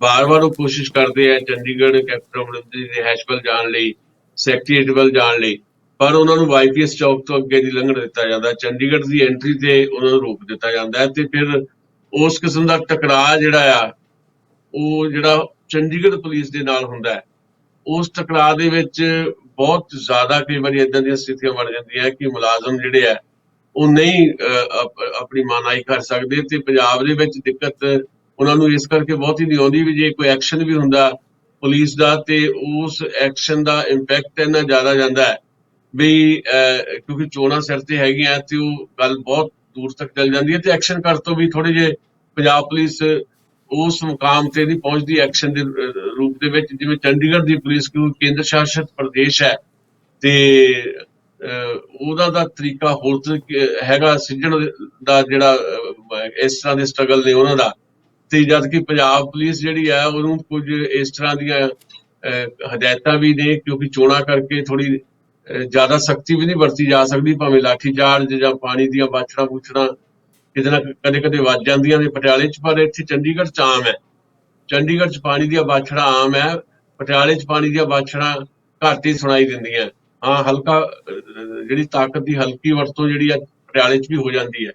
ਸੋ ਇਸ ਕਰਕੇ ਉਹਨਾਂ ਨੂੰ ਲੱਗਦਾ ਹੈ ਮੁਲਾਜ਼ਮਾਂ ਨੂੰ ਵੀ ਜਾਂ ਵੱਖ-ਵੱਖ ਸੈਕਸ਼ਨ ਜਿਹੜੇ ਲੜ ਰਹੇ ਆਪਣੇ ਹੱਕਾਂ ਵਾਸਤੇ ਵੀ ਪਟਿਆਲਾ ਸੌਖਾ ਆ। ਦੂਜੀ ਗੱਲ ਮੋਤੀ ਮਹਿਲ, ਨਿਊ ਮੋਤੀ ਮਹਿਲ ਜਿਹੜਾ ਹੈ ਨਾ, ਉਹ ਇੱਕ ਸਟਰਗਲ ਦਾ ਇੱਕ ਸੈਂਟਰ ਜਿਹਾ ਬਣ ਗਿਆ ਵੀ ਹਾਂ ਵੀ ਮੋਤੀ ਮਹਿਲ ਵੱਲ ਨੂੰ ਵੱਧ ਰਹੇ ਨੇ ਜੀ ਜਿਹੜੇ ਵੱਖ-ਵੱਖ ਲੋਕ ਨੇ ਸੰਘਰਸ਼ਸ਼ੀਲ, ਤੇ ਉਹ ਖਬਰ ਵੀ ਵਧੀਆ ਬਣ ਜਾਂਦੀ ਹੈ, ਸੁਰਖੀ ਵੀ ਬਣ ਜਾਂਦੀ ਹੈ। ਤੇ ਸਪੈਸ਼ਲੀ ਪੰਜਾਬ ਦੇ ਮੁੱਖ ਮੰਤਰੀ ਕਿਉਂਕਿ ਉਹਨਾਂ ਦੀ ਆਪਣੀ ਜੱਦੀ ਰਿਹਾਇਸ਼ ਉਹੀ ਹੈ, ਉਹਨਾਂ ਤੇ ਵੀ ਇੱਕ ਦਬਾਅ ਬਣ ਜਾਂਦਾ ਵੀ ਮੁੱਖ ਮੰਤਰੀ ਦਾ ਘਰ ਜਿਹੜਾ ਆ ਉਹਨੂੰ ਘੇੜਨ ਵਾਸਤੇ ਲੋਕ ਆ ਰਹੇ ਨੇ, ਚਾਹੇ ਉਹ ਕਿਸਾਨ ਨੇ ਚਾਹੇ ਮੁਲਾਜ਼ਮ। ਜੀ ਦਸਾਂਝ ਸਾਹਿਬ, ਜਿਹੜੇ ਨਵਜੋਤ ਸਿੱਧੂ ਆ ਉਹਨਾਂ ਦਾ ਕੰਮਕਾਰ ਕਰਨ ਦਾ ਤਰੀਕਾਕਾਰ ਜਿਹੜਾ ਆ ਉਹ ਦੂਜੇ ਪੋਲੀਟੀਸ਼ੀਅਨ ਤੋਂ ਅਲੱਗ ਹੈ, ਉਹ ਸੁਰਖੀਆਂ 'ਚ ਰਹਿੰਦੇ ਆ। ਔਰ ਦੂਸਰਾ, ਜਦੋਂ ਦੇ ਉਹ ਪ੍ਰਧਾਨ ਬਣਨ ਦੀ ਸਟਰਗਲ ਤੋਂ ਲੈ ਕੇ ਪ੍ਰਧਾਨ ਬਣਨ ਤੱਕ ਤੇ ਪ੍ਰਧਾਨ ਬਣਨ ਤੋਂ ਬਾਅਦ ਦੇ ਸਮੇਂ ਦੌਰਾਨ ਵੀ ਜਿਸ ਤਰ੍ਹਾਂ ਉਹ ਐਕਟਿਵ ਨੇ, ਜਿਸ ਤਰੀਕੇ ਨਾਲ ਉਹ ਉਹਨਾਂ ਦੀ ਰੋਜ਼ ਦੀ ਰੋਜ਼ ਹੁਣ ਇਕੱਲੇ ਟਵਿੱਟਰ 'ਤੇ ਹੀ ਨਹੀਂ ਉੱਦਾਂ ਵੀ ਖਬਰਾਂ ਬਣਾ ਰਹੇ ਨੇ, ਖਬਰਾਂ ਬਣ ਰਹੀਆਂ ਨੇ, ਉਹਨਾਂ ਦੀ ਕਾਰਜਸ਼ੈਲੀ ਦੇ ਕਰਕੇ ਬਣ ਰਹੀਆਂ ਨੇ, ਜਾਂ ਉਹਨਾਂ ਦੀ ਜਿਹੜਾ ਜੋਸ਼ ਦਿਖਾਇਆ ਜਾ ਰਿਹਾ ਜਿਸ ਤਰੀਕੇ ਦਾ, ਉਹਦੇ ਤੋਂ ਕਾਫੀ ਜ਼ਿਆਦਾ ਜਿਹੜੀਆਂ ਉਹ ਖਬਰਾਂ ਨਿਕਲ ਕੇ ਆ ਰਹੀਆਂ ਨੇ। ਹੁਣ ਕਿਹਾ ਜਾ ਰਿਹਾ ਕਿ ਦੁਆਬੇ 'ਚ ਉਹਨਾਂ ਨੇ ਕਾਂਗਰਸੀਆਂ ਦੇ ਨਾਲ ਆਪਣਾ ਰਾਬਤਾ ਸ਼ੁਰੂ ਕਰਤਾ। ਉਹਨਾਂ ਇਹ ਕਿਹਾ ਕਿ ਮੈਂ ਪੰਜਾਬ ਦੇ ਹਰ ਇੱਕ ਵਿਅਕਤੀ ਨਾਲ ਨਿੱਜੀ ਤੌਰ 'ਤੇ ਸੰਪਰਕ ਬਣਾ ਸਕਦਾ, ਮੈਂ ਇਕੱਲੇ ਵਿਅਕਤੀ ਨੂੰ ਵੀ ਜਾ ਕੇ ਮਿਲਣ ਲਈ ਤਿਆਰ ਹਾਂ ਅਤੇ ਉਹਦੇ ਲਈ ਮੈਂ ਕੰਮ ਕਰਾਂਗਾ। ਔਰ ਉਹਨਾਂ ਨੇ ਇਹ ਵੀ ਕਿਹਾ ਕਿ ਜਿਹੜਾ ਅਸੀਂ 5 ਪੁਆਇੰਟ ਵਾਲਾ ਲੈਟਰ ਲਿਖੀ ਸੀ ਉਹਨਾਂ ਆਪਣੇ ਮੁੱਖ ਮੰਤਰੀ ਨੂੰ, ਉਹਦੇ ਬੂਰ ਪੈਣਾ ਸ਼ੁਰੂ ਹੋ ਗਿਆ, ਦਬਾਅ ਸਾਡਾ ਜਿਹੜਾ ਉਹ ਬਰਕਰਾਰ ਹੈ ਔਰ ਕੰਮ ਚੱਲ ਰਿਹਾ। ਅਤੇ ਉਹਨਾਂ ਨੇ ਸਾਰੇ MLA ਵਗੈਰਾ ਨੂੰ ਇੱਥੇ ਇਕੱਠਿਆ ਕੀਤਾ। ਅਤੇ ਕੀ ਉਹਨਾਂ ਦੇ ਬਹੁਤ ਨੇੜੇ ਗਿਣੇ ਜਾਂਦੇ ਆ ਜੀ ਪ੍ਰਗਟ ਸਿੰਘ, ਉਹ ਵੀ ਸੀਗੇ ਮੀਟਿੰਗ 'ਚ, ਤੁਹਾਡੇ ਕੋਲ ਖਬਰ ਹੈ ਕਿ ਨਹੀਂ? ਅਤੇ ਇੱਕ ਖਬਰ ਪ੍ਰਗਟ ਸਿੰਘ ਬਾਰੇ ਹੋਰ ਆ ਰਹੀ ਆ। ਹਾਂਜੀ, ਉਹ ਬਕਾਇਦਾ ਸੀਗੇ ਜੀ ਮੀਟਿੰਗ ਦੇ ਵਿੱਚ। ਪ੍ਰਗਟ ਸਿੰਘ ਹੋਰੀ ਸਗੋਂ ਅਜੀਤ ਅਖਬਾਰ ਦੇ ਦਫ਼ਤਰ ਵੀ ਗਏ ਨੇ ਇਕੱਠੇ, ਤਸਵੀਰ ਵੀ ਛਪੀ ਹੋਈ ਆ ਉਹ। ਤੇ ਪਰ ਜਿਹੜੀ ਦੇਖੋ ਇਹਦੇ 'ਚ ਕੀ ਮੀਟਿੰਗਾਂ ਤਾਂ ਚਲੋ ਕਰਦੀਆਂ ਹੀ ਆ, ਉਹਨਾਂ ਨੂੰ ਇੱਕ ਜ਼ਿੰਮੇਵਾਰੀ ਉਹਨਾਂ ਨੇ ਲਈ ਆ ਜਾਂ ਮਿਲੀ ਹੈ, ਤੇ ਉਹ ਆਪਣੇ ਆਪ ਨੂੰ ਸਾਬਤ ਕਰਨਾ ਚਾਹੁੰਦੇ ਆ। ਤੇ ਸਾਬਤ ਕਰਦਿਆਂ ਹੋਇਆ ਨਾਲ ਦੀ ਨਾਲ ਉਹਨਾਂ ਦੀ ਜਿਹੜੀ ਪੇਸ਼ਕਾਰੀ ਕੁਝ ਇਸ ਕਿਸਮ ਦੀ ਹੈ ਕਿ ਭਵਿੱਖ ਦੇ ਉਹ ਕਾਂਗਰਸ ਪਾਰਟੀ ਦੇ ਪੰਜਾਬ ਦੇ ਲੀਡਰ ਦੇ ਤੌਰ ਤੇ ਆਪਣੇ ਆਪ ਨੂੰ ਸਥਾਪਿਤ ਕਰਨਾ ਚਾਹੁੰਦੇ ਆ, ਤੇ ਉਹਦੀ 'ਚ ਕਾਫੀ ਹੱਦ ਤੱਕ ਉਹਨਾਂ ਨੂੰ ਸਫਲਤਾ ਵੀ ਮਿਲਦੀ ਦਿਖਾਈ ਦੇ ਰਹੀ ਹੈ, ਕਿਉਂਕਿ ਉਹਨਾਂ ਨੂੰ ਪਿੱਛੋਂ ਥਾਪੜਾ ਹੈ।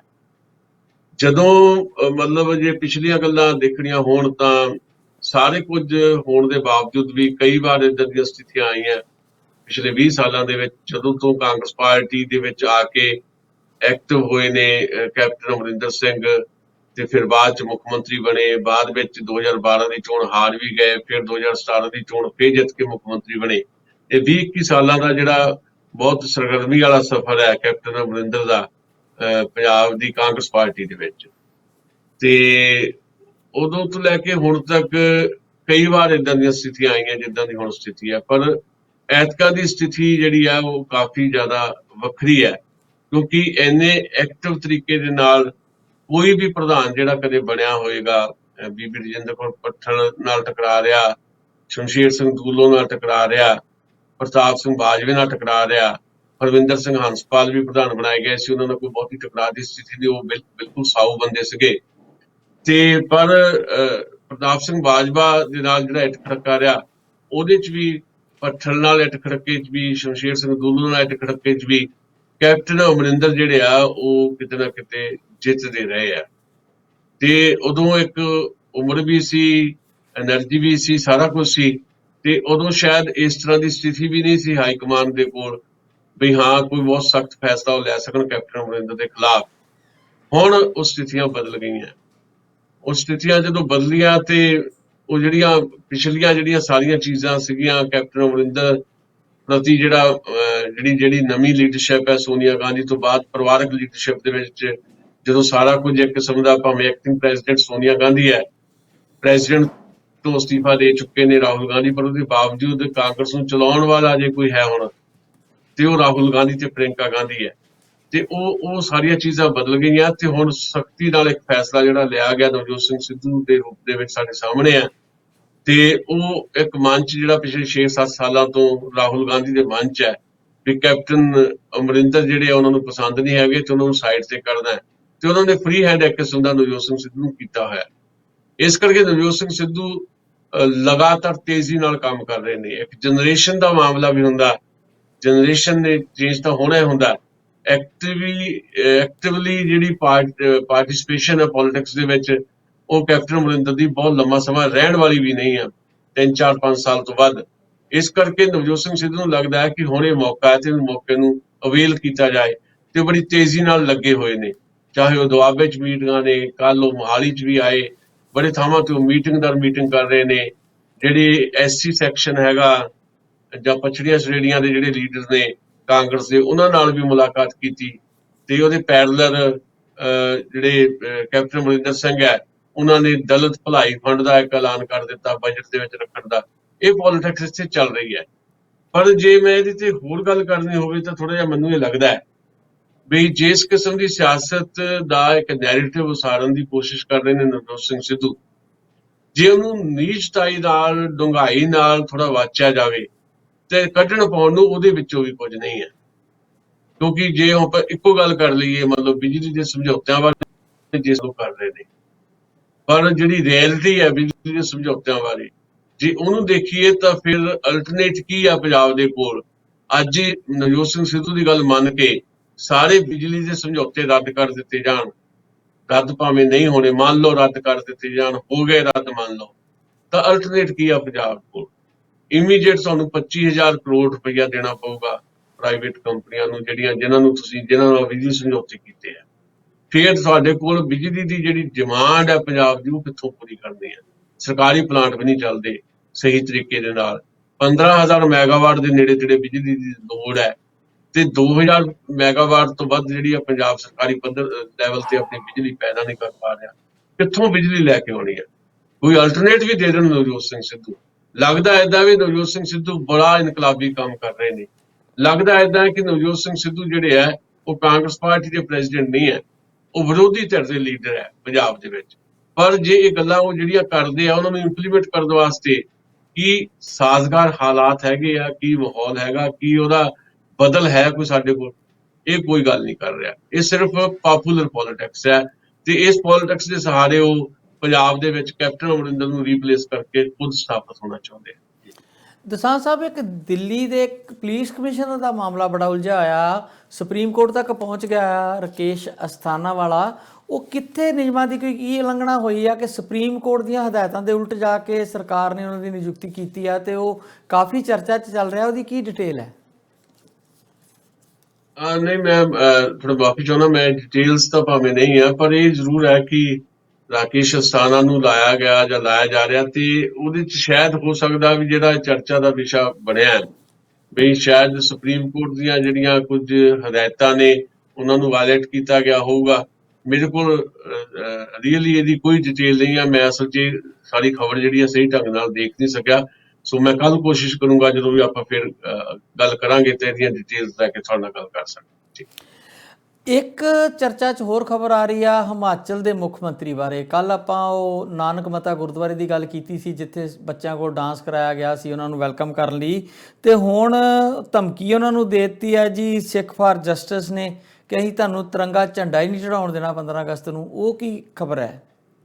ਪਰ ਉਹਦੇ 'ਚ ਗਿਲ ਸਾਹਿਬ ਉਹ ਆਡੀਓ ਆਈ ਆ ਸ਼ਿਮਲਾ ਪੁਲਿਸ ਦੇ ਕੋਲ, ਉਹ ਆਡੀਓ ਗਈ ਆ, ਮਤਲਬ ਆਡੀਓ ਜਿਹੜੀ ਵੀਡੀਓ ਕਾਲ ਦੇ ਰੂਪ ਦੇ ਵਿੱਚ ਹੈ ਤੇ ਉਹ ਵੱਖ-ਵੱਖ ਜਿਹੜੇ ਪੱਤਰਕਾਰ ਉਹਨਾਂ ਨੂੰ ਵੀ ਪਹੁੰਚੀ ਹੈ, ਸ਼ਿਮਲਾ ਦੀ ਪੁਲਿਸ ਨੂੰ ਵੀ ਪਹੁੰਚੀ ਹੈ ਤੇ ਉਹਦੇ 'ਚ ਦਾਅਵਾ ਕੀਤਾ ਗਿਆ ਜਿਹੜਾ ਬੰਦਾ ਬੋਲਦਾ ਵੀ ਮੈਂ ਸਿਰਫ ਜਸਟਿਸ ਦਾ ਜਿਹੜਾ ਵਕੀਲ ਆ ਜਾਂ ਸਪੋਕਸਪਰਸਨ ਹੈ ਗੁਰਪਤਵੰਤ ਸਿੰਘ ਪੰਨੂ ਬੋਲਦਾ ਹੈ।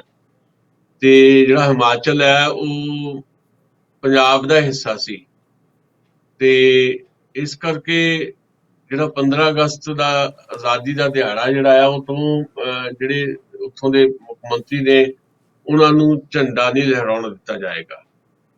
ਨਾਲੇ ਉਹਦੇ 'ਚ ਇਹ ਗੱਲ ਕਹੀ ਗਈ ਵੀ ਪਹਿਲਾਂ ਪੰਜਾਬ ਤੇ ਕਬਜ਼ਾ ਪੂਰੀ ਤਰ੍ਹਾਂ ਕੀਤਾ ਜਾਏਗਾ, ਖਾਲਿਸਤਾਨ ਬਣਾਇਆ ਜਾਏਗਾ, ਫਿਰ ਹਿਮਾਚਲ ਦੇ ਉਹ ਹਿੱਸੇ ਜਿਹੜੇ ਪੰਜਾਬ ਦਾ ਹਿੱਸਾ ਰਹੇ ਆ ਉਹਨਾਂ ਨੂੰ ਵੀ ਖਾਲਿਸਤਾਨ 'ਚ ਮਿਲਾਇਆ ਜਾਏਗਾ। ਇਸ ਤਰ੍ਹਾਂ ਦੀ ਗੱਲਬਾਤ ਜਿਹੜੀ ਆ ਉਹ ਕੀਤੀ ਗਈ ਹੈ ਉਸ ਆਡੀਓ ਦੇ ਵਿੱਚ ਤੇ ਉਹ ਕੇਵਲ ਪੱਤਰਕਾਰਾਂ ਜਾਂ ਸ਼ਿਮਲੇ ਦੀ ਪੁਲਿਸ ਨੂੰ ਨਹੀਂ ਆਡੀਓ ਮਿਲੀ। ਉਹ ਕੁਝ ਲੋਕਾਂ ਨੇ ਵੀ ਕਿਹਾ ਕਿ ਸਾਨੂੰ ਵੀ ਪਰਸਨਲੀ ਉਹ ਆਡੀਓ ਜਿਹੜੀ ਆ ਉਹ ਆਈ ਹੈ WhatsApp ਦੇ ਉੱਤੇ।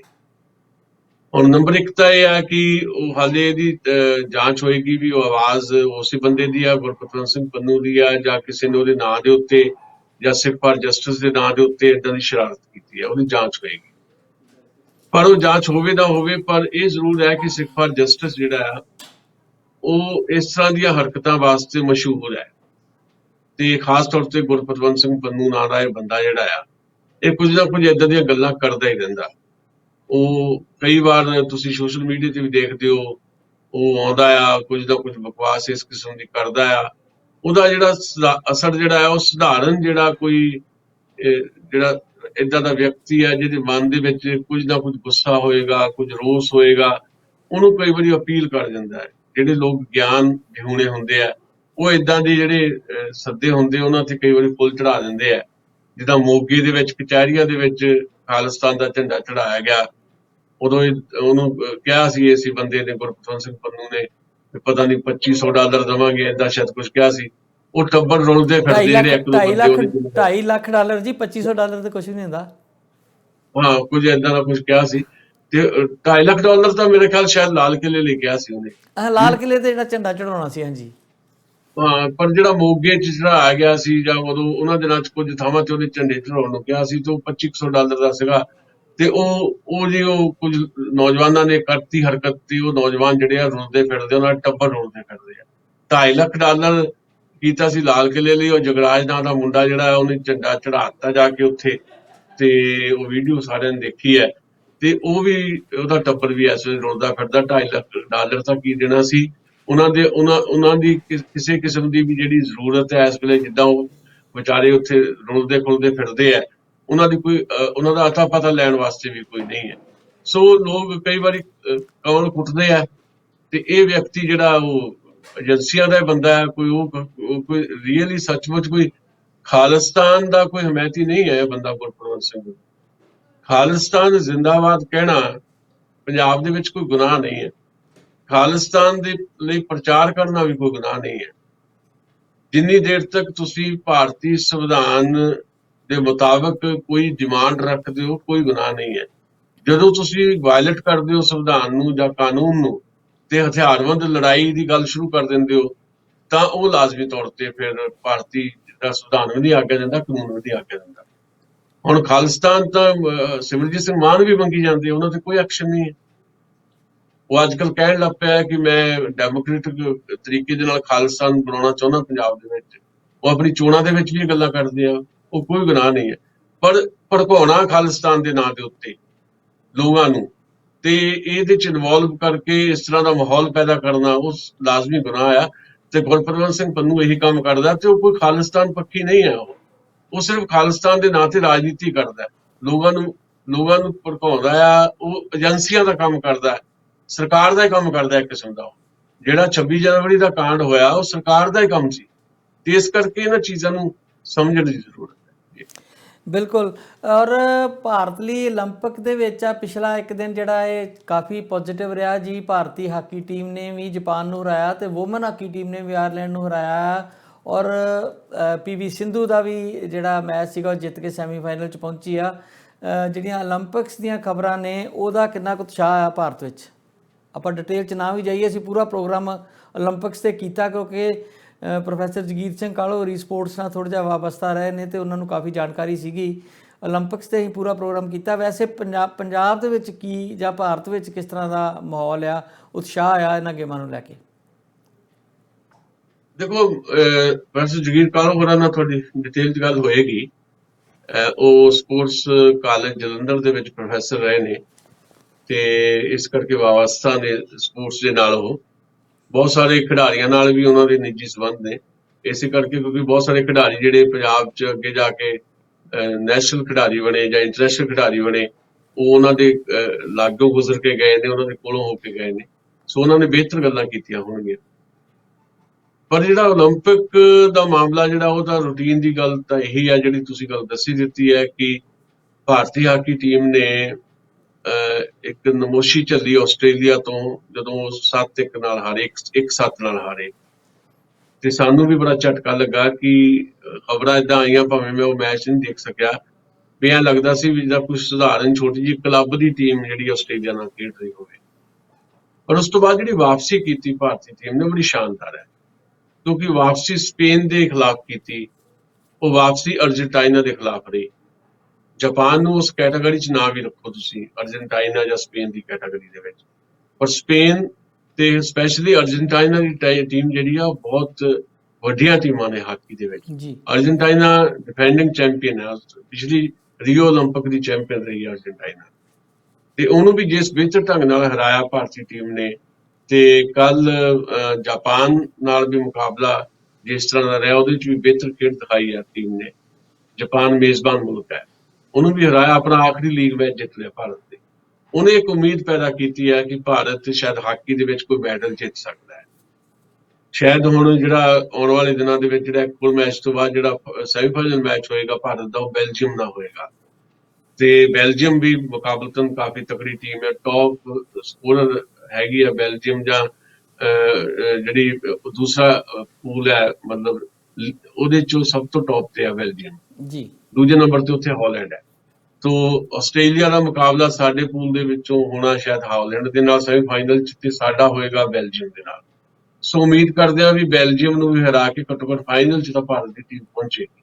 ਤੇ ਫਾਈਨਲ 'ਚ ਕੌਣ ਆਉਂਦਾ ਸਾਹਮਣੇ, ਕਿ ਆਸਟ੍ਰੇਲੀਆ ਆਉਂਦਾ ਹੈ ਜਾਂ ਹਾਲੈਂਡ ਆਉਂਦਾ, ਇਹਦੇ ਤੇ ਨਿਰਭਰ ਕਰੇਗਾ ਕਿ ਭਾਰਤ ਕਿਸ ਤਰ੍ਹਾਂ ਦਾ ਪਰਫਾਰਮ ਕਰੇਗਾ ਫਾਈਨਲ ਦੇ ਵਿੱਚ। ਸੋ ਪਹਿਲੀ ਉਮੀਦ ਤਾਂ ਇਹੀ ਹੈ ਵੀ ਸੈਮੀਫਾਈਨਲ ਵੀ ਜਿੱਤ ਕੇ ਅਸੀਂ ਫਾਈਨਲ 'ਚ ਪਹੁੰਚਾਂਗੇ, ਤੇ ਘੱਟੋ ਘੱਟ ਚਾਂਦੀ ਦਾ ਤਮਗਾ ਦਾ ਐਤਕਾ ਪੱਕਾ ਹੋ ਗਿਆ। ਤੇ 1980 'ਚ ਅਸੀਂ ਲਾਸਟ ਜਿਹੜਾ ਗੋਲਡ ਮੈਡਲ ਜਿੱਤਿਆ ਸੀ ਮਾਸਕੋ ਓਲੰਪਿਕ ਦੇ ਵਿੱਚ ਹਾਕੀ 'ਚ। ਹਾਕੀ ਤੋਂ ਬਿਨਾਂ ਅਸੀਂ ਗੋਲਡ ਮੈਡਲ ਜਿੱਤਿਆ ਨਹੀਂ ਓਲੰਪਿਕ ਦੇ ਵਿੱਚ ਕੋਈ ਵੀ। ਬਾਕੀ ਵੀ ਜਿਹੜੀਆਂ ਖੇਡਾਂ ਇਸ ਨੇ ਵਾਰ ਉਹਦੇ 'ਚ ਜਿੱਤਿਆ ਵੀ ਗਿਆ ਬਹੁਤ ਸਰ, ਵਧੀਆ। ਇਸ ਵਾਰ ਅਮਰੀਕਾ ਜਿਹੜਾ ਉਹਨਾਂ ਨੂੰ ਮਿਲ ਗਿਆ ਜੀ, ਇੱਕ ਜਿਹੜਾ ਡੋਪ ਟੈਸਟ ਦੂਜੇ ਫੇਲ ਹੋ ਗਏ, ਜਿਨ੍ਹਾਂ ਨੂੰ ਚਾਂਦੀ ਦਾ ਮਿਲਿਆ ਸੀ, ਗੋਲਡ ਮੈਡਲ ਲੈ ਗਏ ਨੇ। ਮੇਰੇ ਕੋਲ ਮੈਂ ਦੇਖੀ ਨਹੀਂ ਹੋਣੀ, ਸ਼ਾਇਦ ਤੁਹਾਨੂੰ ਇਹ ਖਬਰ ਆ ਗਈ, ਕਿਉਂਕਿ ਜਦੋਂ ਤੁਸੀਂ ਜਾਗਦੇ ਹੋ ਅਸੀਂ ਸੁੱਤੇ ਹੁੰਦੇ ਆ, ਨਹੀਂ ਤੇ ਨਹੀਂ, ਇਹ 2 ਦਿਨ ਉਦੋਂ ਤੱਕ ਪੁਰਾਣੀ ਖਬਰ ਹੋ ਗਈ ਸਰ, ਖਬਰ ਪੁਰਾਣੀ ਹੋ ਗਈ ਵੈਸੇ। ਜਿਹੜੇ ਕਿ ਚਾਨਾ ਜਾਂ ਕੀ ਨਾਂ ਸੀ, ਜਿਹੜੇ ਪਟਿਆਲੇ ਵਿਆਹੇ ਹੋਏ ਨੇ, ਉਹਨਾਂ ਨੂੰ ਜਿਸ ਤਰੀਕੇ ਨਾਲ ਉਹ ਹਾਰ ਗਏ ਸੀ ਫਾਈਨਲ ਦੇ ਵਿੱਚ, ਤੇ ਉਹ ਦੂਜੀ ਜਿਹੜੇ ਜਿਨ੍ਹਾਂ ਕੋਲ ਹਾਰੇ ਸੀ ਉਹ ਡੋਪ ਟੈਸਟ ਫੇਲ ਹੋ ਗਏ, ਔਰ 골ਡ ਮੈਡਲ ਹੁਣ ਇਹਨਾਂ ਨੂੰ ਮਿਲ ਗਿਆ। ਹੋ ਸਕਦਾ, ਚਲੋ ਮੈਨੂੰ ਨਹੀਂ ਪਤਾ, ਚਲੋ ਦੇਖ ਲੂੰਗਾ ਮੈਂ, ਤੇ ਚੰਗੀ ਗੱਲ ਆ। ਪਰ ਓਵਰਆਲ ਜੇ ਆਪਾਂ ਗੱਲ ਕਰੀਏ ਤੇ ਭਾਰਤ ਦਾ ਕੋਈ ਟਰੈਕ ਰਿਕਾਰਡ ਕੋਈ ਬਹੁਤਾ ਵਧੀਆ ਨਹੀਂ ਹੈ ਓਲੰਪਿਕ ਦੇ ਵਿੱਚ। ਮਿਲਖਾ ਸਿੰਘ ਨੂੰ ਅਸੀਂ ਯਾਦ ਕਰਦੇ ਹਾਂ, ਪਰ ਉਹ ਵੀ ਚੌਥੇ ਨੰਬਰ ਤੇ ਰਹੇ ਸੀਗੇ, ਮਤਲਬ ਵਰਲਡ ਰਿਕਾਰਡ ਤੋੜ ਕੇ ਵੀ ਚੌਥੇ ਨੰਬਰ ਤੇ ਰਹੇ ਸੀ 400 ਮੀਟਰ ਦੇ ਵਿੱਚ ਮਿਲਖਾ ਸਿੰਘ। ਏਦਾਂ ਹੀ ਵਰਲਡ ਰਿਕਾਰਡ ਤੋੜ ਕੇ ਪੀਟੀ ਊਸ਼ਾ ਵੀ ਜਿਹੜੇ ਆ ਉਹ ਮੈਡਲ ਨਹੀਂ ਸੀ ਜਿੱਤ ਸਕੇ, ਉਹ ਵੀ ਚੌਥੇ ਨੰਬਰ ਤੇ ਰਹਿ ਗਏ ਸੀ। ਕੁਝ ਮੈਡਲ ਜਿੱਤੇ ਨੇ, ਜਿੱਦਾਂ ਰਾਜਵਰਧਨ ਰਾਠੌਰ ਹੈ ਜਿਹੜਾ ਮੰਤਰੀ ਵੀ ਆ ਭਾਰਤ ਸਰਕਾਰ ਦੇ ਵਿੱਚ, ਉਹਨੇ ਚਾਂਦੀ ਦਾ ਮੈਡਲ ਜਿੱਤਿਆ ਸੀਗਾ, ਜਾਂ ਆਪਣੇ ਆ ਜਿਹੜੀ ਕੁੜੀ ਹੁਣ ਹਾਰ ਗਈ ਹੈ ਮੁੱਕੇਬਾਜ਼ ਮੈਰੀ ਕੌਮ, ਉਹਦਾ ਵੀ ਮੈਡਲ ਰਿਹਾ, ਤੇ ਚਾਂਦੀ ਦਾ ਸ਼ਾਇਦ ਉਹਦਾ ਮੈਡਲ ਸੀ। ਪਰ ਬਹੁਤਾ ਵਧੀਆ ਰਿਕਾਰਡ ਨਹੀਂ ਓਲੰਪਿਕ ਦੇ ਵਿੱਚ। ਉਹਦੇ ਕਾਰਨਾਂ ਵੱਲ ਜਾਣ ਦੀ ਜ਼ਰੂਰਤ ਹੈ, ਵੀ ਅਸੀਂ ਸ਼ਾਇਦ ਸਾਡੀ ਜਿਹੜੇ ਬਾਕੀ ਜਿਹੜੇ ਵੱਖ-ਵੱਖ ਸੈਕਟਰ ਦੇ ਵਿੱਚ ਇਸ ਕਿਸਮ ਦੀਆਂ ਪਾਲਿਸੀਜ਼ ਹੈਗੀਆਂ, ਸਪੋਰਟਸ ਦੀ ਵੀ ਸਾਡੀ ਕੋਈ ਪਾਲਿਸੀ ਨਹੀਂ ਹੈ। ਤੇ ਮੈਂ ਤਾਂ ਕਈ ਵਾਰੀ ਜਦੋਂ ਅਸੀਂ ਖੇਡਦੇ ਹੁੰਦੇ ਸੀ, ਅਕਸਰ ਏਦਾਂ ਦੀਆਂ ਗੱਲਾਂ ਕਰਦੇ ਸੀ ਵੀ ਅਸੀਂ ਉਮੀਦ ਕਰਦੇ ਹਾਂ ਕਿ ਭਾਰਤ ਓਲੰਪਿਕ ਦੇ ਵਿੱਚ ਗੋਲਡ ਮੈਡਲ ਜਿੱਤੇ, ਪਰ ਸਾਡੇ ਕੋਲ ਮਤਲਬ ਜੇ ਮੁਕਾਬਲਤਨ ਅਸੀਂ ਗੱਲ ਕਰੀਏ ਜਰਮਨੀ ਦੇ ਵਿੱਚ ਹਾਕੀ ਸਾਡੀ ਕੌਮੀ ਖੇਡ ਹੈ ਭਾਰਤ ਦੀ, ਜਰਮਨੀ ਦੀ ਕੌਮੀ ਖੇਡ ਨਹੀਂ ਹੈ। ਜਰਮਨੀ ਦੇ ਵਿੱਚ ਹਰ 10 ਕਿਲੋਮੀਟਰ ਤੇ ਐਸਟ੍ਰੋਟਰਫ ਹੈ। ਭਾਰਤ ਦੇ ਵਿੱਚ ਸ਼ਾਇਦ 2 ਹੀ ਐਸਟ੍ਰੋਟਰਫ ਹੈ, ਇੱਕ ਤਾਂ ਆਪਣੇ ਪਟਿਆਲੇ 'ਚ ਹੈ ਜਿਹੜਾ ਉੱਥੇ ਬਹੁਤੇ ਸਾਡੇ ਖਿਡਾਰੀ ਆ ਕੇ ਖੇਡਦੇ ਆ ਤੇ ਮੈਚ ਐਸਟ੍ਰੋਟਰਫ ਤੇ ਹੋਣੇ ਹੁੰਦੇ ਆ ਨਵੀਂ ਟੈਕਨੀਕ ਦੇ ਨਾਲ। ਅਸੀਂ ਘਾਹ ਦੇ ਮੈਦਾਨਾਂ ਤੇ ਖੇਡਦੇ ਆ, ਜਿਹੜੇ ਸਾਡੇ ਥੱਲੇ ਖਿਡਾਰੀ ਆ ਉਹ ਘਾਹ ਦੇ ਮੈਦਾਨਾਂ ਤੇ ਖੇਡਦੇ ਆ। ਅਸੀਂ ਉਸ ਸਪੀਡ ਦਾ ਮੁਕਾਬਲਾ ਨਹੀਂ ਕਰ ਸਕਦੇ ਜੇ ਸਾਡੇ ਜਿਹੜੇ ਬਚਪਨ ਤੋਂ ਖਿਡਾਰੀ ਉਹਨਾਂ ਮੈਦਾਨਾਂ 'ਚ ਨਾ ਖੇਡਣ। ਉਹਦੇ ਬਾਵਜੂਦ ਜੇ ਚੰਗਾ ਪਰਫਾਰਮ ਕਰ ਰਿਹਾ ਇੰਡੀਆ ਹਾਕੀ ਦੇ ਵਿੱਚ ਤਾਂ ਇਹ ਬਹੁਤ ਵੱਡੀ ਗੱਲ ਹੈ ਵੀ ਸਾਡੇ ਕੋਲ ਉਹ ਸਹੂਲਤਾਂ ਨਹੀਂ ਹੈ, ਸਾਡੇ ਕੋਲ ਫੰਡਸ ਨਹੀਂ ਹੈ ਕਿ ਖਿਡਾਰੀਆਂ ਨੂੰ ਇਸ ਲੈਵਲ ਤੱਕ ਅਸੀਂ ਟ੍ਰੇਨਿੰਗ ਦੇ ਸਕੀਏ।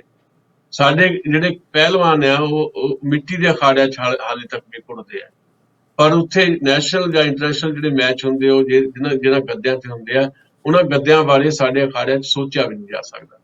ਬਹੁਤ ਗੱਲਾਂ ਨੇ। ਸੋ ਅਲਟੀਮੇਟਲੀ ਸਾਡੇ ਕੋਲ ਕੋਈ ਪਾਲਿਸੀ ਨਹੀਂ ਹੈ।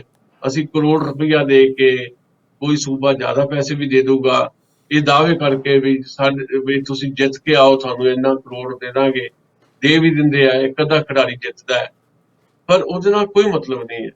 ਉਹ ਕਰੋੜ ਰੁਪਏ ਦੀ ਉਦੋਂ ਲੋੜ ਨਹੀਂ ਹੈਗੀ, ਉਹ ਕਰੋੜ ਰੁਪਈਆ ਪਹਿਲਾਂ ਖਿਡਾਰੀ ਨੂੰ ਤਿਆਰ ਕਰਨ ਦੀ ਲੋੜ ਹੈ ਵੀ ਉਹ ਕਰੋੜ ਰੁਪਈਆ ਉਦੋਂ ਖਿਡਾਰੀ ਨੂੰ ਤਿਆਰ ਕਰਨ ਤੇ ਲਾਇਆ ਜਾਏ। ਸਾਡੇ ਪ੍ਰਧਾਨ ਮੰਤਰੀ ਕਹਿ ਦਿੰਦੇ ਆ PV ਸਿੰਧੂ ਨੂੰ ਵੀ ਤੂੰ ਜਿੱਤ ਗਿਆ ਤੇਰੇ ਨਾਲ ਮੈਂ ਆਈਸਕ੍ਰੀਮ ਖਾਊਂਗਾ। ਇਹ ਕਹਿਣ ਦੀ ਥਾਂ ਦੇ ਉੱਤੇ ਪ੍ਰਧਾਨ ਮੰਤਰੀ ਨੂੰ ਚਾਹੀਦਾ ਹੈ ਕਿ ਭਾਰਤ ਦੀ ਕੀ ਤੁਹਾਡੀ ਸਪੋਰਟਸ ਦੀ ਪਾਲਿਸੀ ਉਹ ਸਾਨੂੰ ਦੱਸੋ। ਕ੍ਰਿਕਟ ਤੇ ਹਾਕੀ ਇਹਦਾ ਮੁਕਾਬਲਾ ਕਰਕੇ ਦੇਖਣ ਦੀ ਲੋੜ ਹੈ। ਕ੍ਰਿਕਟ ਤੇ ਬਾਕੀ ਜਿਹੜੀਆਂ ਹੋਰ ਖੇਡਾਂ ਨੇ ਉਹਦਾ ਮੁਕਾਬਲਾ ਕਰਕੇ ਦੇਖਣ ਦੀ ਲੋੜ ਹੈ। ਅਸਲ 'ਚ ਸਾਰੀਆਂ ਚੀਜ਼ਾਂ ਬਿਜ਼ਨਸ ਨਾਲ ਜੁੜੀਆਂ ਹੋਈਆਂ ਨੇ ਤੇ ਸਾਡਾ ਕੋਈ ਧਿਆਨ ਨਹੀਂ ਹੈ। ਸਾਡੇ ਗੁਆਂਢ 'ਚ ਸਾਡਾ ਮੁਲਕ ਜਿਹੜਾ ਚਾਈਨਾ ਆ ਉਹ ਇਸ ਵੇਲੇ ਸਪੋਰਟਸ ਦੇ ਵਿੱਚ ਸੁਪਰ ਪਾਵਰ ਹੈ। ਸਪੋਰਟਸ ਨੂੰ ਵੀ ਇੱਕ ਪਾਵਰ ਦੇ ਤੌਰ ਦੇ ਉੱਤੇ ਦੇਖਿਆ ਜਾਂਦਾ, ਬਹੁਤ ਸਾਰੇ ਮੁਲਕ ਦੇਖਦੇ ਆ। ਅਸੀਂ ਕਿਉਂ ਨਹੀਂ ਉਹ ਸਾਰਾ ਕੁਝ ਕਰ ਪਾਉਂਦੇ? ਇਹਦੇ ਪਿੱਛੇ ਨੀਤੀ ਤੇ ਨੀਅਤ ਹੈ। ਬਿਲਕੁਲ ਜੀ। ਵੈਸੇ ਜਿਹੜਾ ਮੈਰੀ ਕਾਮ ਦੀ ਹਾਰ ਆ ਉਹ ਵੀ ਵਿਵਾਦਾਂ 'ਚ ਹੈ ਇਸ ਵੇਲੇ। BBC ਨੇ ਵੀ ਰਿਪੋਰਟ ਲਾਈ ਆ ਕਿ ਜਿਹੜੇ 2 ਗੇੜਾਂ 'ਚੋਂ ਜੇਤੂ ਸੀ, ਤੀਜੇ ਗੇੜ ਦੇ ਵਿੱਚ ਵੀ ਜਿਹੜਾ ਆ ਉਹ 2 ਜੱਜਾਂ ਨੇ ਵੱਖਰੇ ਵੱਖਰੇ ਪੁਆਇੰਟ ਦਿੱਤੇ ਉਹਨੂੰ ਤੇ ਜਿੱਦਾਂ ਉਹਨੂੰ ਜਾਣ ਬੁੱਝ ਕੇ ਹਰਾਇਆ ਗਿਆ ਔਰ ਉਹਦੇ ਕੋਚ ਨੇ ਉਹਨੂੰ ਅਖੀਰ ਤੱਕ ਕਿਹਾ ਕਿ ਤੂੰ ਜੇਤੂ ਆ, ਪਰ ਉਹ ਬਾਅਦ ਵਿੱਚ ਡਿਕਲੇਅਰ ਕਰ ਦਿੱਤਾ ਕਿ ਉਹ ਹਾਰ ਗਈ ਆ। ਉਹਨੇ ਕਿਹਾ ਹੈ ਕਿ ਆਪਾਂ ਇਹ ਸਮਝਦੇ ਹਾਂ ਕਿ ਅਸੀਂ ਜੇ ਜਿੱਤ ਹਾਰ ਦੇ ਉੱਤੇ ਕੋਈ ਕਮੈਂਟ ਜ਼ਿਆਦਾ ਨਹੀਂ ਕਰ ਸਕਦੇ, ਰੋਸ ਨਹੀਂ ਕਰ ਸਕਦੇ, ਪਰ ਜਿਹੜਾ ਓਲੰਪਿਕ ਦਾ ਇਸ ਵੇਲੇ ਦਾ ਪ੍ਰਬੰਧ ਹੈ ਉਹ ਸਭ ਤੋਂ ਬੇਕਾਰ ਪ੍ਰਬੰਧ ਹੈ। ਬਿਲਕੁਲ ਠੀਕ ਹੈ। ਦੇਖੋ ਰੂਟੀਨ 'ਚ ਮੈਂ ਸੋਚਦਾ ਸੀ, ਮੈਨੂੰ ਨਹੀਂ ਪਤਾ ਕਿਹੜਾ ਨਵਾਂ ਇਹਨਾਂ ਨੇ ਨਿਯਮ ਬਣਾ ਦਿੱਤਾ। ਰੂਟੀਨ 'ਚ ਅਸੀਂ ਤਾਂ ਪਿੰਡਾਂ ਜਿਹੜੇ ਖੇਡਦੇ ਖੁੱਡਦੇ ਰਹੇ ਹਾਂ ਜਾਂ ਦੇਖਦੇ ਰਹੇ ਹਾਂ। ਮਤਲਬ ਮੈਂ ਮਿਸਾਲ ਦੇ ਤੌਰ ਤੇ ਆਪਾਂ ਵਾਲੀਬਾਲ ਲੈ ਲਈਏ ਨਾ, ਪਿੰਡਾਂ ਦੇ ਵਿੱਚ ਵਾਲੀਬਾਲ ਆਮ ਹੀ ਖੇਡਿਆ ਜਾਂਦਾ। ਅਸੀਂ ਟੂਰਨਾਮੈਂਟ ਦੇ ਵਿੱਚ ਵੀ ਵਾਲੀਬਾਲ ਦੇਖਿਆ। ਉਹਦੇ 'ਚ ਮਤਲਬ 3 ਖੇਡਾਂ ਨੇ, ਮਤਲਬ 3 ਗੇਮਸ ਨੇ। ਜਿਹੜਾ ਪਹਿਲੀ ਗੇਮ ਕੋਈ ਜਿੱਤ ਗਿਆ, ਦੂਜੀ ਕੋਈ ਜਿੱਤ ਗਿਆ ਤਾਂ ਤੀਜੀ ਗੇਮ ਦੀ ਜ਼ਰੂਰਤ ਨਹੀਂ ਹੈ ਵੀ ਤਿੰਨਾਂ 'ਚੋਂ 2 ਜਿੱਤ ਗਈ ਇੱਕ ਟੀਮ, ਹਨਾ। ਤੇ ਜੇ ਪਹਿਲੀ ਕੋਈ ਜਿੱਤ ਗਿਆ ਤੇ ਸਿੰਧੂ ਵੀ ਏਦਾਂ ਜਿੱਤੀ ਆ ਜੀ। ਜਿੱਤ ਗਈ। 3 ਹੋਈਆਂ ਹੀ ਨਹੀਂ, 2 ਪਹਿਲੀਆਂ 2 ਗੇਮ ਜਿੱਤ ਕੇ ਉਹ ਜੇਤੂ ਹੋ ਗਿਆ। ਬਸ ਉਹੀ ਗੱਲ ਮੈਂ ਕਹਿ ਰਿਹਾ ਮੈਂ ਜਦ ਤਿੰਨਾਂ ਦੇ ਵਿੱਚੋਂ ਜਿਹੜੀ ਮੈਰੀ ਕਾਮ 2 ਜਿੱਤ ਗਈ ਆ, ਪਹਿਲੀ ਉਹ ਹਾਰ ਗਈ, ਪਹਿਲੀਆਂ 2 ਜਿੱਤ ਗਈ। ਇਹ ਨਵਾਂ ਤਰੀਕਾ ਕੱਢ ਮਾਰਿਆ ਕੋਈ ਵੱਲੋਂ। ਇਹ ਕੀ ਮੈਨੂੰ ਤਾਂ ਆਪ ਨਹੀਂ ਸਮਝ ਆਈ। ਖੁਦ ਇਸ ਵੱਲੋਂ ਹੈਰਾਨ ਸੀ ਮੈਰੀ ਕਾਮ ਵੀ ਹੋਇਆ ਕੀ ਆ। ਉਹਨੂੰ ਤਾਂ ਪਤਾ ਨਹੀਂ ਸੀ ਵੀ ਉਹਦੀ ਥਾਂ ਦੇ ਉੱਤੇ ਬਾਂਹ ਜਿਹੜੀ ਦੂਜੀ ਖਿਡਾਰੀ ਦੀ ਖੜੀ ਕਰ ਦਿੱਤੀ ਜਾਣੀ ਹੈ। ਸੋ ਮੈਨੂੰ ਲੱਗਦਾ ਇਹ ਬਹੁਤ ਵੱਡੀ ਗਲਤੀ ਹੈ ਤੇ ਇਹਦੀ ਤਾਂ ਕੋਈ ਅਪੀਲ ਨਹੀਂ, ਕੋਈ ਦਲੀਲ ਨਹੀਂ। ਸੋ ਬੜਾ ਨਿਕੰਮਾ ਜਿਹਾ ਪ੍ਰਬੰਧ ਇਸ ਵਾਰ ਦਾ ਜਿਹੜਾ ਓਲੰਪਿਕ ਦਾ ਦਿਖਾਈ ਦੇ। ਸੋ ਦਸਾਂਝ ਸਾਹਿਬ ਬਹੁਤ ਬਹੁਤ ਸ਼ੁਕਰੀਆ ਤੁਹਾਡਾ ਜੀ, ਧੰਨਵਾਦ। ਅੱਜ ਲਈ ਇੰਨਾ ਹੀ ਕਾਫੀ ਆ ਤੇ ਅਗਲੇ ਪ੍ਰੋਗਰਾਮ 'ਚ ਦੁਬਾਰਾ ਮਿਲਦੇ ਹਾਂ ਤੇ ਕੁਝ ਹੋਰ ਗੱਲਾਂ ਬਾਤਾਂ ਕਰਾਂਗੇ ਜੀ। Thank you very much. ਮਿਹਰਬਾਨੀ, ਸ਼ੁਕਰੀਆ, ਸ਼ੁਕਰੀਆ। ਜੋਤੀ